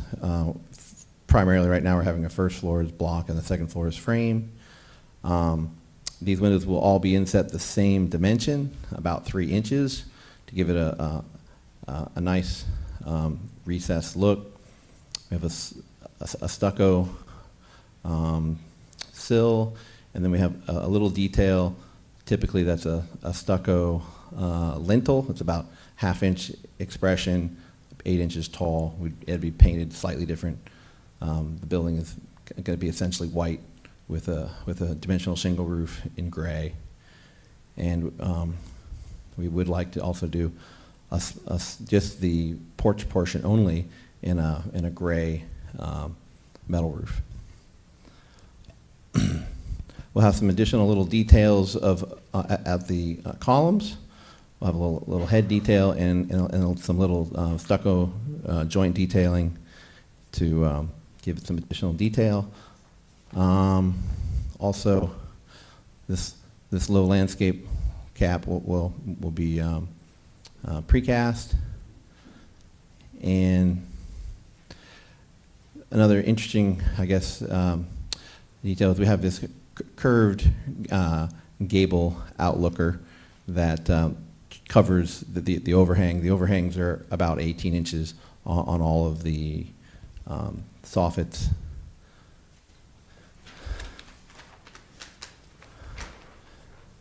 So this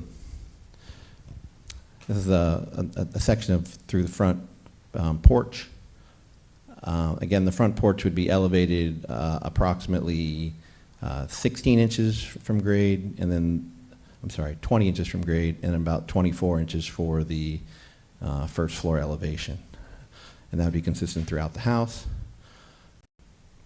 A side section showing that we would have about an 18-inch overhang with smooth, hardy fascia and soffit boards. Actually, a hardy bead board underneath, and again with a smooth stucco finish. Have about 10 foot on the first floor and about 9 foot on the second floor.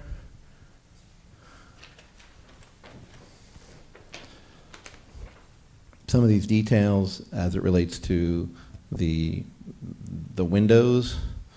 Again, on the first floor we would have a block, which I think is shown on the previous wall sections. Then on the second floor, where we have frame, we would have a consistent dimension, where it would be a 2x6 wall. So we would recess that approximately 3 inches from the face of the main wall.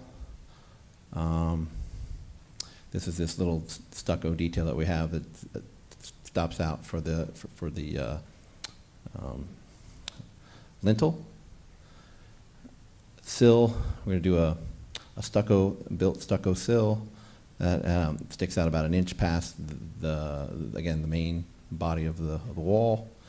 And then we do have some double windows, and those double windows would be divided by a casement, and that casement would be out of hardy board to simulate a traditional window that would have weights in it.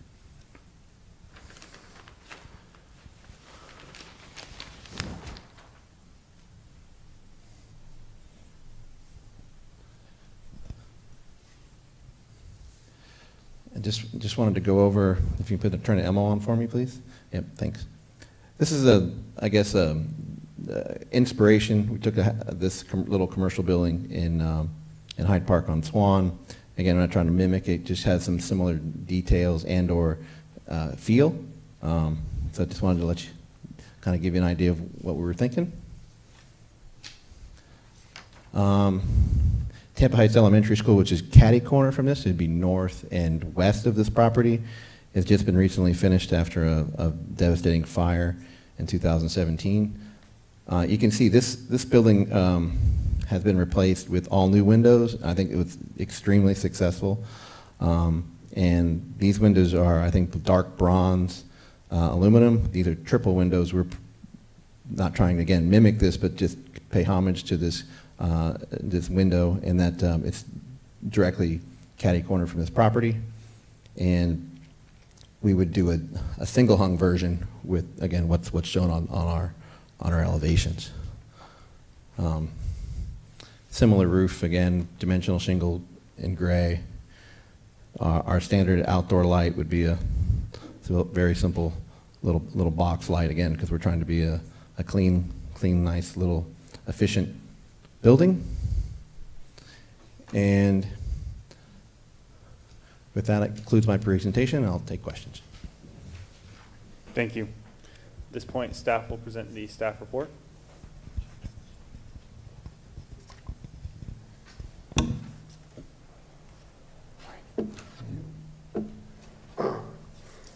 Good evening, Commissioners. Dennis Fernandez, Architecture Review and Historic Preservation Manager, to present your staff report. We did find the application to be consistent with the Tampa Heights design guidelines with a few considerations and conditions on your part. I did want the applicant to talk about the design exception application that he currently has pending in the Planning and Development Department. And if there is an approval this evening, the approval will have to be contingent on the design exception being approved as well.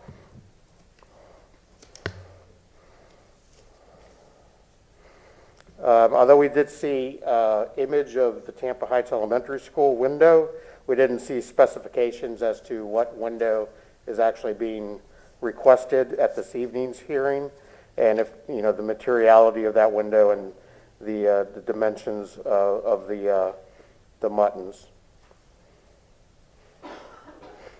I was following the presentation, and I had questions on the column material. I thought I heard the applicant say that the materials was stucco. So if that's the case, if he could clarify that. We typically have not approved stucco columns on a porch, or usually wood or some other type of synthetic that mimics wood.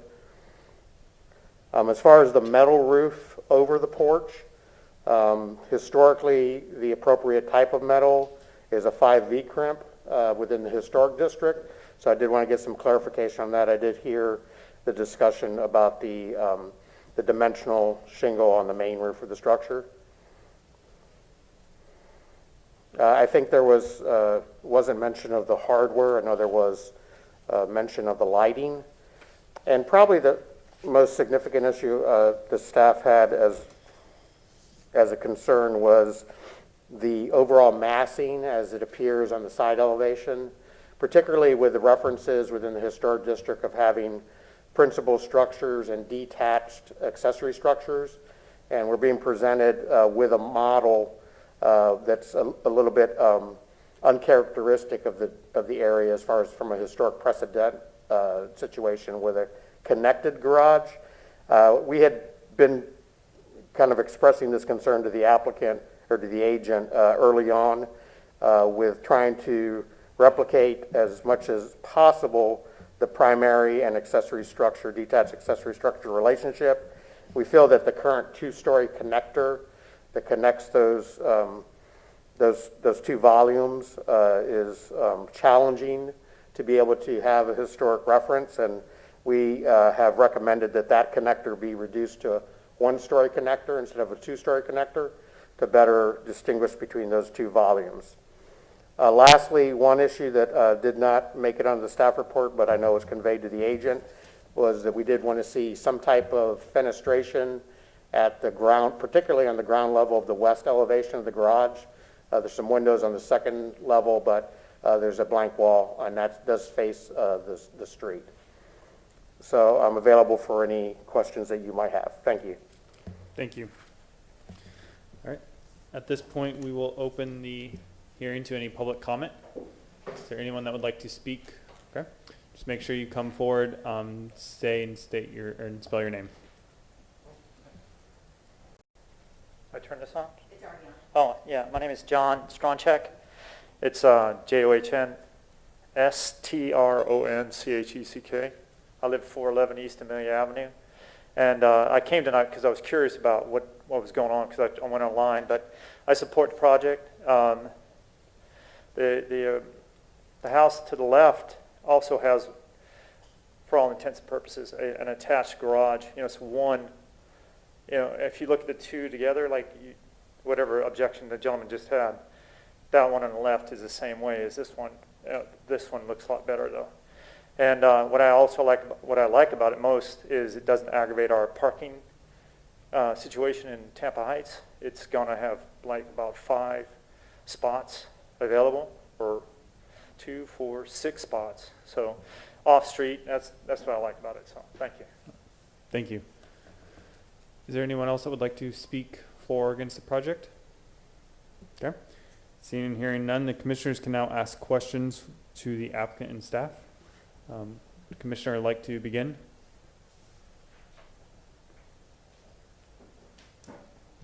Commissioner Taylor, do you have any questions? Yeah, the first one is in reference to the metal roof. You did reference that you're going with a metal roof, but you did not reference the style. Do you have one picked out? Yeah, what we're currently showing is a very low 1.5-inch standing seam metal roof. I think it's more appropriate to the design style. Typically, a 5V crimp metal roof is really not a color. I think if we went to a metal roof and it wasn't gray, I don't think it would be appropriate to the design style that we're pursuing.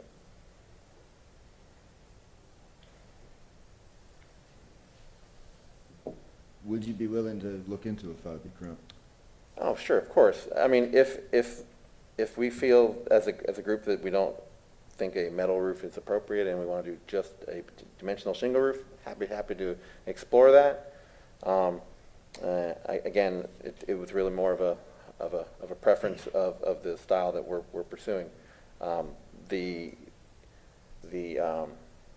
parapets will all have a coping cap that's also metal, and the windows would be metal. So again, I think we're establishing a vernacular that's very appropriate to have a metal roof only on the porch.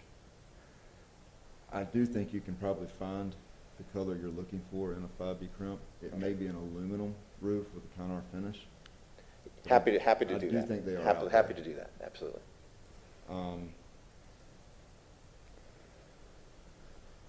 Another item that was brought up was the columns. Just want to clarify the material on the columns. Yep. So again, I'm not trying to mimic this exactly, but these columns are concrete and stucco columns. We've added additional detail for vertically and horizontally, but again, if staff feels that that's not an appropriate solution, and we want to wrap hardy board around the columns, the size and massing I think is appropriate. Happy to do it. Do you have any examples of this style within the Tampa Heights district, since that's located in Hyde Park? Specifically, this exact look, no. Again, I cited that the primary structures around this property are multifamily in nature and stucco in nature, and have similar scale, mass, and bulk in nature. The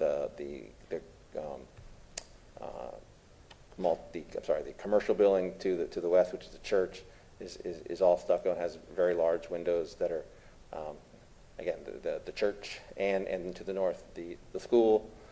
So I understand that this is, and that's why I started at the beginning of my presentation, that this is not a single-family dwelling. This is a multifamily dwelling.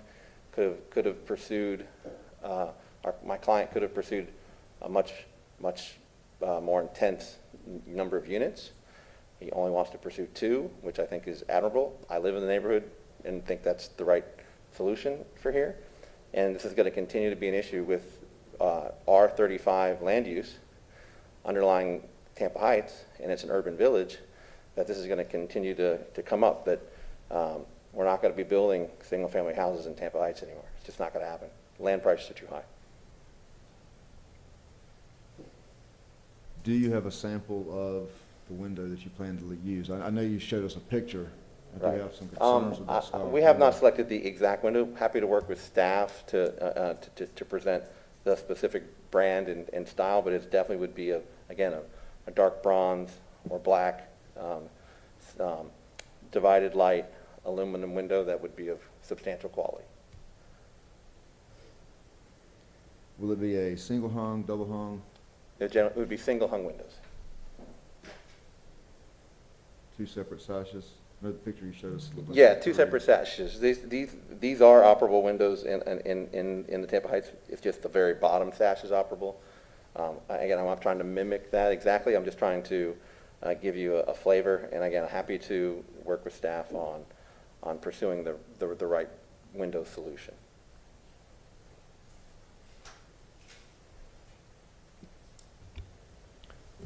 Sir, I have a question respecting flavor and style, if you don't mind. I'm relatively sympathetic to your statement of the future moving forward for redevelopment of some of these older neighborhoods for a much higher density. I wonder if that is necessarily an appropriate situation at this particular location. If I recall correctly, although there are some larger buildings nearby, it's predominantly a single-family area. That being said, have you gone through the effort of taking a look at some of our older neighborhoods, particularly the Tampa Heights area, and take a careful look at what was done in the 20s and the 30s in those small apartment buildings? And have you distilled that into your project? So I'll answer this in several ways. First of all, I've lived in the neighborhood 22 years, so I'm pretty familiar with Tampa Heights. I live 3 blocks south. And this is just for point of reference, really, nothing else. I've designed 15 to 18 houses in the neighborhood. I'm extremely sensitive to what's going on in this particular lot. I think there are small houses to the east of here, but this particular block, as it's surrounded by 2 essentially commercial buildings, a church and a school, it's surrounded to the east by a large multifamily structure that's similar in mass, bulk, and scale. It's actually closer to the street than what we're proposing. It's only 5 feet from the property line. The property to the south, which is a large apartment building, is on the property line. It's similar in scale and bulk.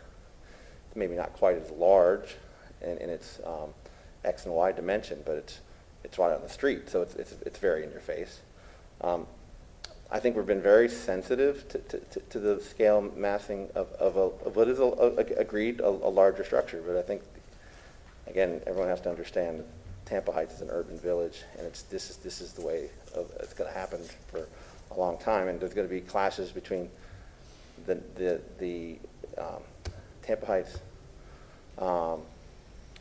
ARC review and the reality of what's going on in what is essentially an urban neighborhood 2 blocks from downtown. Palm Avenue is going to be downtown over the next 20 years. But we're talking about this specific project. In this specific project, I think we've done a very good job of creating a massing that is, to some degree, you're right, different than what the commercial buildings are doing.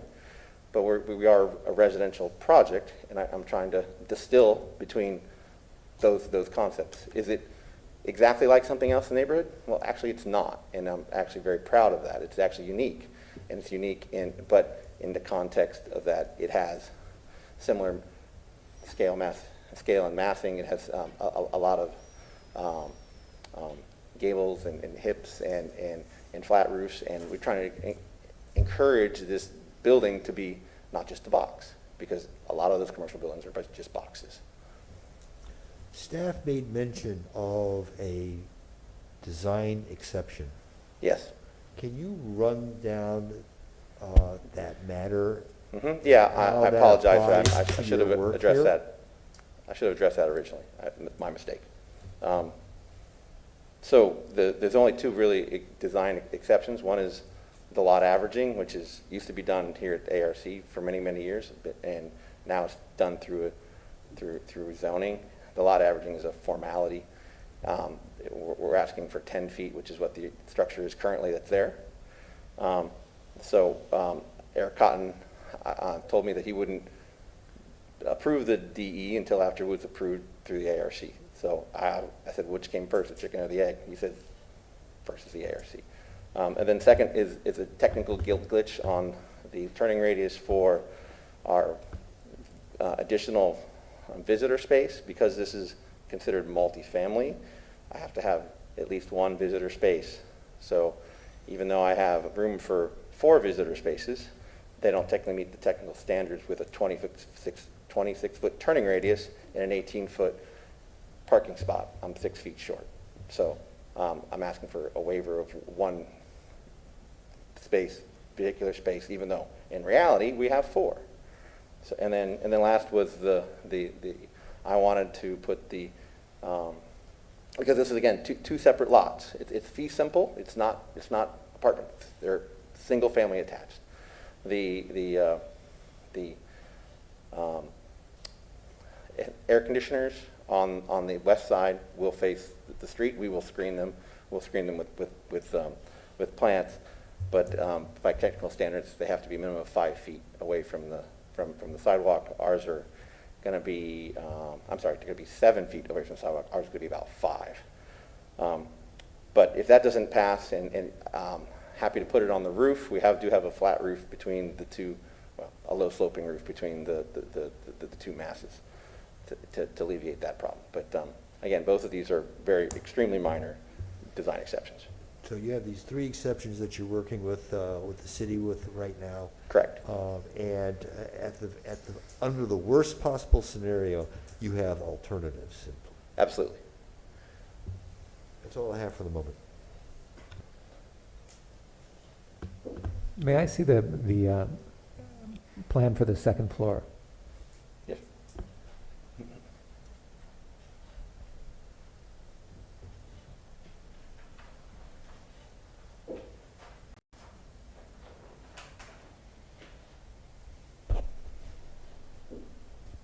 Okay, so there is a break in the wall plane for the connector, for the connecting portion.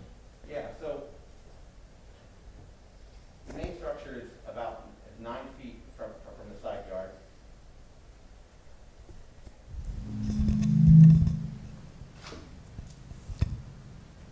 The main structure is about 9 feet from the side yard. Then we have a little bump out, which is where my gable is, to 7. Then it goes back to 9, and then it goes to 10 feet. I'm sorry, 9 plus 3 feet, 12 feet here. And then this portion here is a parapeted portion, and then of course the rear, which is a gable end, versus the main structure is hips with gable accents. All depicted here in the roof plan.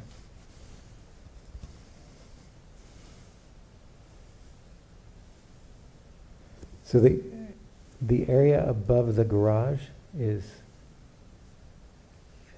The area above the garage is a bonus room or a guest bedroom. Was its own separate stair from the? It does, yes. So let me show you. Thank you. On the first floor, you have the main stair at the front. Main stair goes to 3 bedrooms and 2 bathrooms and is private. The second stair, which is in the living room, is a stair that comes from the living room up to the bonus room above the garage. Okay, thank you. That I can see that there's a significant separation or significant modulation of the wall on the second floor. And then I also wanted to ask about your choice of the little square windows on the Yeah. So front elevation. this window is in a bedroom. I'm sorry, bathroom. This window on the second floor is the ones above the porch. This is a bedroom that has 5 windows. There's two single windows and then a double on the front, and then this small window here, again, to try and mimic what's going on below, which is the front door. But I felt a fifth large window was pretty unnecessary in a bedroom. And in fact, if that were a larger decorative element, perhaps, or a different. Happy to explore, whatever, yeah.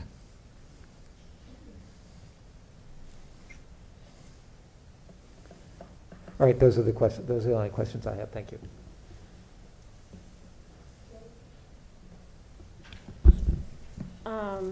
I do have some questions, and I wanted to start with, can we zoom out the entire sheet of elevations, please?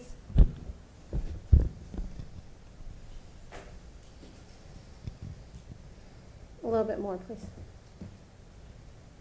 That's good, thank you. I appreciate the fact that you were trying to bring a new language, and I understand the reasoning there. I, however, think there's a little confusion in the style. For the most part, I think it meshes very well. I feel that the front porch is foreign to the rest of the project. And truly, I believe it's not a modern farmhouse. I think it's more like Tuscany or a Mission style to me. And I like the refinement of the project that you showed from Hyde Park, and I understand the stucco, and I love how beautifully that project turned out in terms of materiality. So if you can do that here, beautiful. But I do think your front porch is foreign and is speaking a different language. So what I would encourage is that you revisit your historic precedent. As much as you don't want to mimic it, I think there are lessons learned there. And what I really like about your project is the way the side porch relates to the rest of the massing. And I think there is a suggestion there as to a resolution for the front. And if that can refocus itself to the same language, I think you're very successful here. In regards to the overall form and massing, what I think is hurting you here is that there isn't a different way to represent this project presented tonight. It's very flat. You didn't even do yourself the service of trying to show some shadow line. I do feel like there needs to be a little bit more distinguishing communication or factors between the primary and the secondary. But I think you have a good start there. I would reconsider the second stair myself and think about pushing that connector piece in just a tad bit more. I can understand why you want to do that for the end users, and it's a really nice feature. But if there's some way to add more relief between the primary and the secondary, that's an easy move to do. And just a thought there. Overall, I really think that you're on the right track here. Also, in regards to the front porch, I think the metal roof is the wrong move here.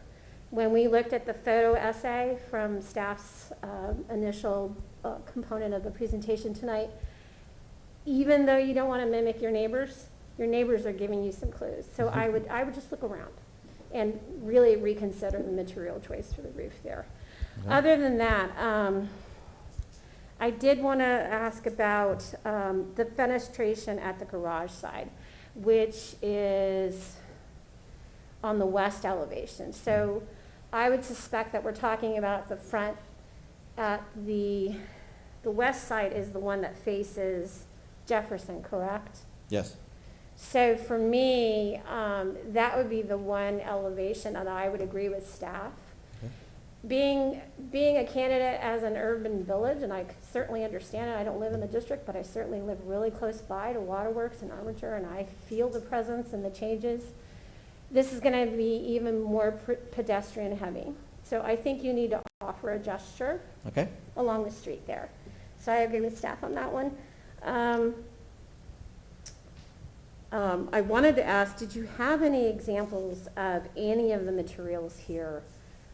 You said you didn't have the window, but you seem to have a fairly good profile in your detail drawings for that. So you don't have any cut sheets tonight that you can present at all? Again, I'm happy to provide it to staff, or if it's at the pleasure of the board, I'll make these refinements. We'll address that then in our motion, I guess. Oh, can we go to the site plan, please? I'm sorry. Sure. I promise I'm almost done. Can we zoom in just a bit? Okay, that's good, that's good. So the Jefferson Street's the top of this drawing, correct? Yes. So how are the AC units going to be screened? As of right now, we would put some landscape around the hedges. I personally prefer those over some other type of screening that looks foreign to the structure. Okay, all righty. And then, so your garages, are they double wide, so they have two car? Correct. And then the intent is 2 cars behind them? Correct. Well, I know about your, but the intent is 2, 2, 2, 2. correct. Okay. All right, that's it for my questions. Thank you. Could we look at the elevations Yep. quickly again? Yep, no problem.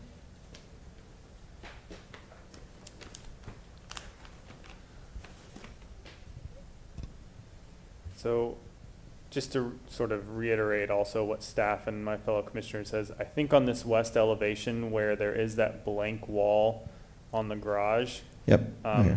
it would be nice to look at that as a window or another condition to kind of break that up, since that is along that pedestrian side. As No you mentioned, problem. if this becomes a lot more of a pedestrian-friendly walking kind of area, especially with the school and the church, that would be a really nice way to kind of break that up. Agreed. I think some of the, some of the options that was mentioned by Commissioner Klausmith in terms of pulling in that bridge or that kind of connector piece, typically we wouldn't see that as 2 stories. So that is, the mass of that kind of all blends as one single structure instead of 2, kind of the accessory structure in the main house. I think if you were to pull that in, that could help solve that kind of that issue. Make it, seem a little bit farther back away, and then especially unless you're right up on it looking directly straight, having that a little bit smaller and narrower would kind of help hide that from most angles. I understand it's 3 feet back now and it's a different roof, but I'll investigate that a little further. I think the style of the house, I would agree as well. To me, it's not very much of a modern farmhouse. This is very much what you would see, sort of a modern English coastal sort of property of somewhere like Alice Beach, for example. Or if you start looking at, some of the English islands down in the Caribbean, such as like a Bermuda or something. Yep. You're pulling those walls, which are typically very white stucco masses, all the way up. I think looking possibly at a second material, maybe a darker, siding or something for that connector bridge could also help kind of delineate that you have your house structure and then your accessory structure, and those are separate. And I think there's a lot of, examples of that you could look at to kind of help delineate those.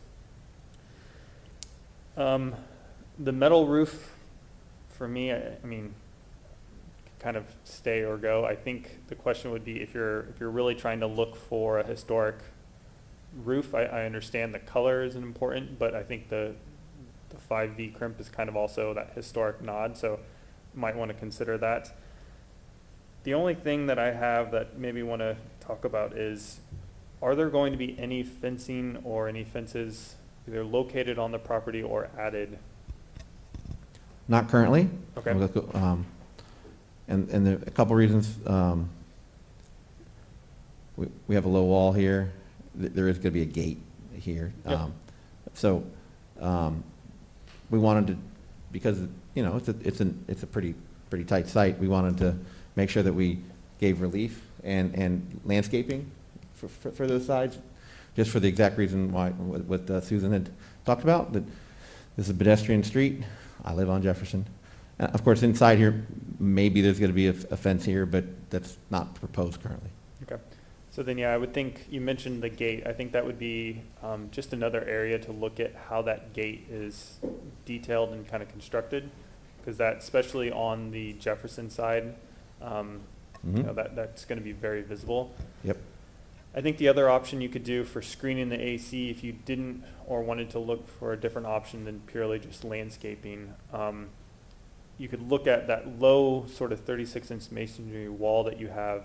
Is there a way to almost encompass the AC, not go all the way out, but maybe relocate the AC to where they're running in this plan kind of on top of each other and move them Right. closer and hide them behind that could be a way. Mhm. And then the only other question that I have is, was an option looked at that did not have that second story connector between the two? I mean, I looked at many options for this site, I'll be honest with you. We originally had detached accessory structures, and the zoning just wasn't gonna work. We would need variances and do all these other things, that this wasn't gonna seem like it was gonna make it through the gauntlet. But we wanted to provide what is essentially a quality family house. And today, standards, this house is around 2,400 square feet, which by a duplex standard seems big, but for your standard house today, most houses are over 3,000 square feet in certain areas. So we needed to, the first floor is all living. The garage, of course, is in the back. And then how do you best get to around on the second floor? I thought this was quite clever, but with the second stair, I've actually been to properties that do this, and it's very successful. But again, we would have to have some reworking of a internal hallway to make that work if we shared the stair. We can investigate that, but it wouldn't really make this dimension any smaller currently. We'd have to shrink something, take something out of bedrooms or bathrooms or something, because access to this bonus room is access to the bonus room, and I can't get there through a garage from the rear, because that's not really the style of a house that we're trying to create here. We're trying to create a house that's accessible from the interior completely. Okay. Are there any additional questions? Yes, sorry. I do have a question. It's related to your foundation and any venting that might be required. Well, this is a elevated stem wall, modern Oh, okay. construction. All right. So there is no venting, but I missed that. yeah, but it's on the wall section. It's not a big deal. But to address what Dennis says, we're happy to create a really small, easy, little again, half-inch water table of some sort if we feel that's going to add to the design. Okay, thank you. That's it for my question. Any additional questions? Your microphone is off.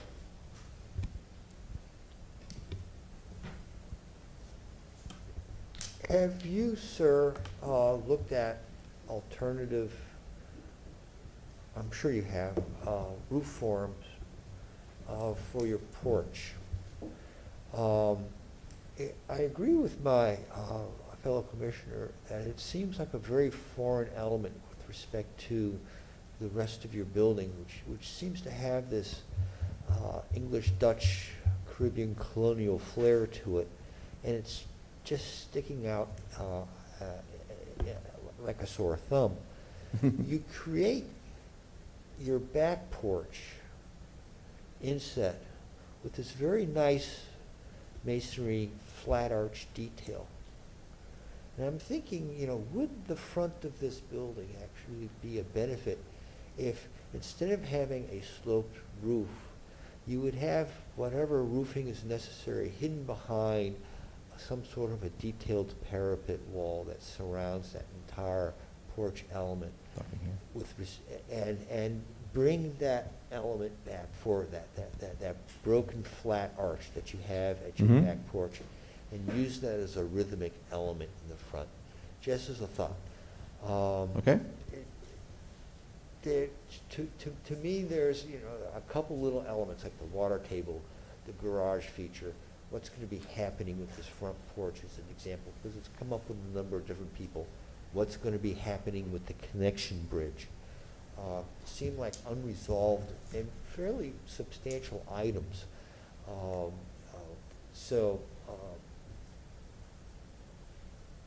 I'd like to know how you would plan on dealing with this with staff when it seems so terribly unresolved at this point in time. I'm pretty sure what I'm hearing is that you want me to continue, and I'm happy to continue. As it relates to this element here, Yes. I had a roof on it previously, and it was encouraged to take it off. Mm-hmm. I can see that point. So and again, I think what's going to happen here is you're going to see this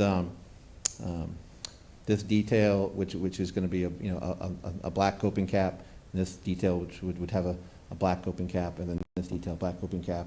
I think you're going to feel that rhythm. I do like the idea of, if at minimum, maybe painting that slightly different if we think that's going to be beneficial.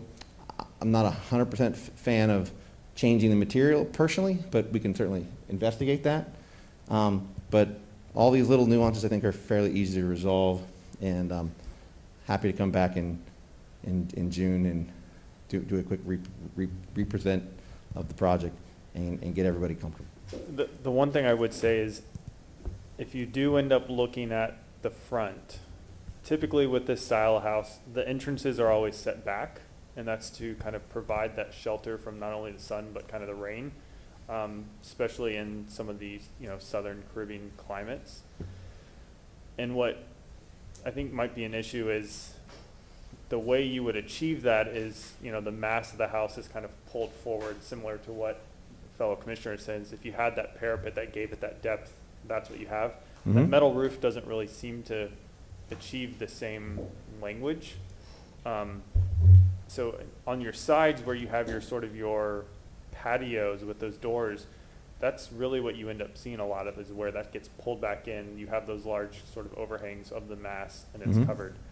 And I think that could be one way to fix that front or that north elevation, so that way it does not seem so foreign. Okay. I mean, there's so many charming elements to this. Excuse me, sir. Kamaria Pettis-Mackle from the City Attorney's Office. You had mentioned that you're thinking about asking to continue this application. You had mentioned the June agenda, but I just want you to be aware, staff will let you know that the next available agenda is in July.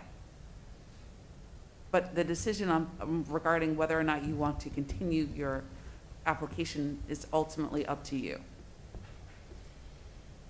Yeah, the owner is here. He may want to.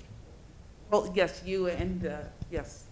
So that ultimate decision is up to you and your client.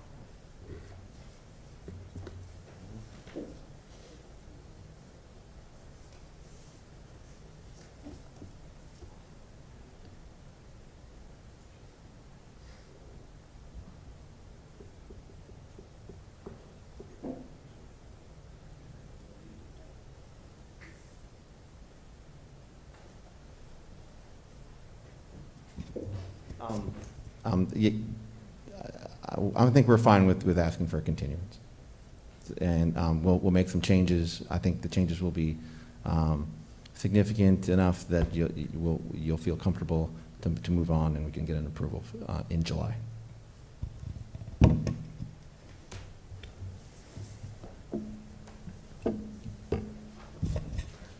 Commissioners, Judge Fernandez, Architecture Review and Historic Preservation Manager. Just as A reminder, the next available public hearing evening is July 12th, 2021 at 6 p.m. I move to grant a continuance in case ARC 21-241 for the property located at 401 East Amelia Avenue to the July 12th, 2021 public hearing at 6 p.m. I second that motion. All in favor? Aye. Against? Motion passes. Thank you. Meeting is adjourned.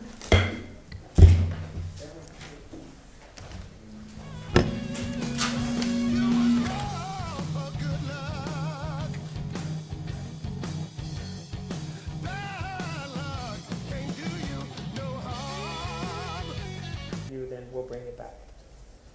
That concludes staff's comments at this time, and I'll be here to answer any questions. Thank you. Thank you, Mr. Gila. So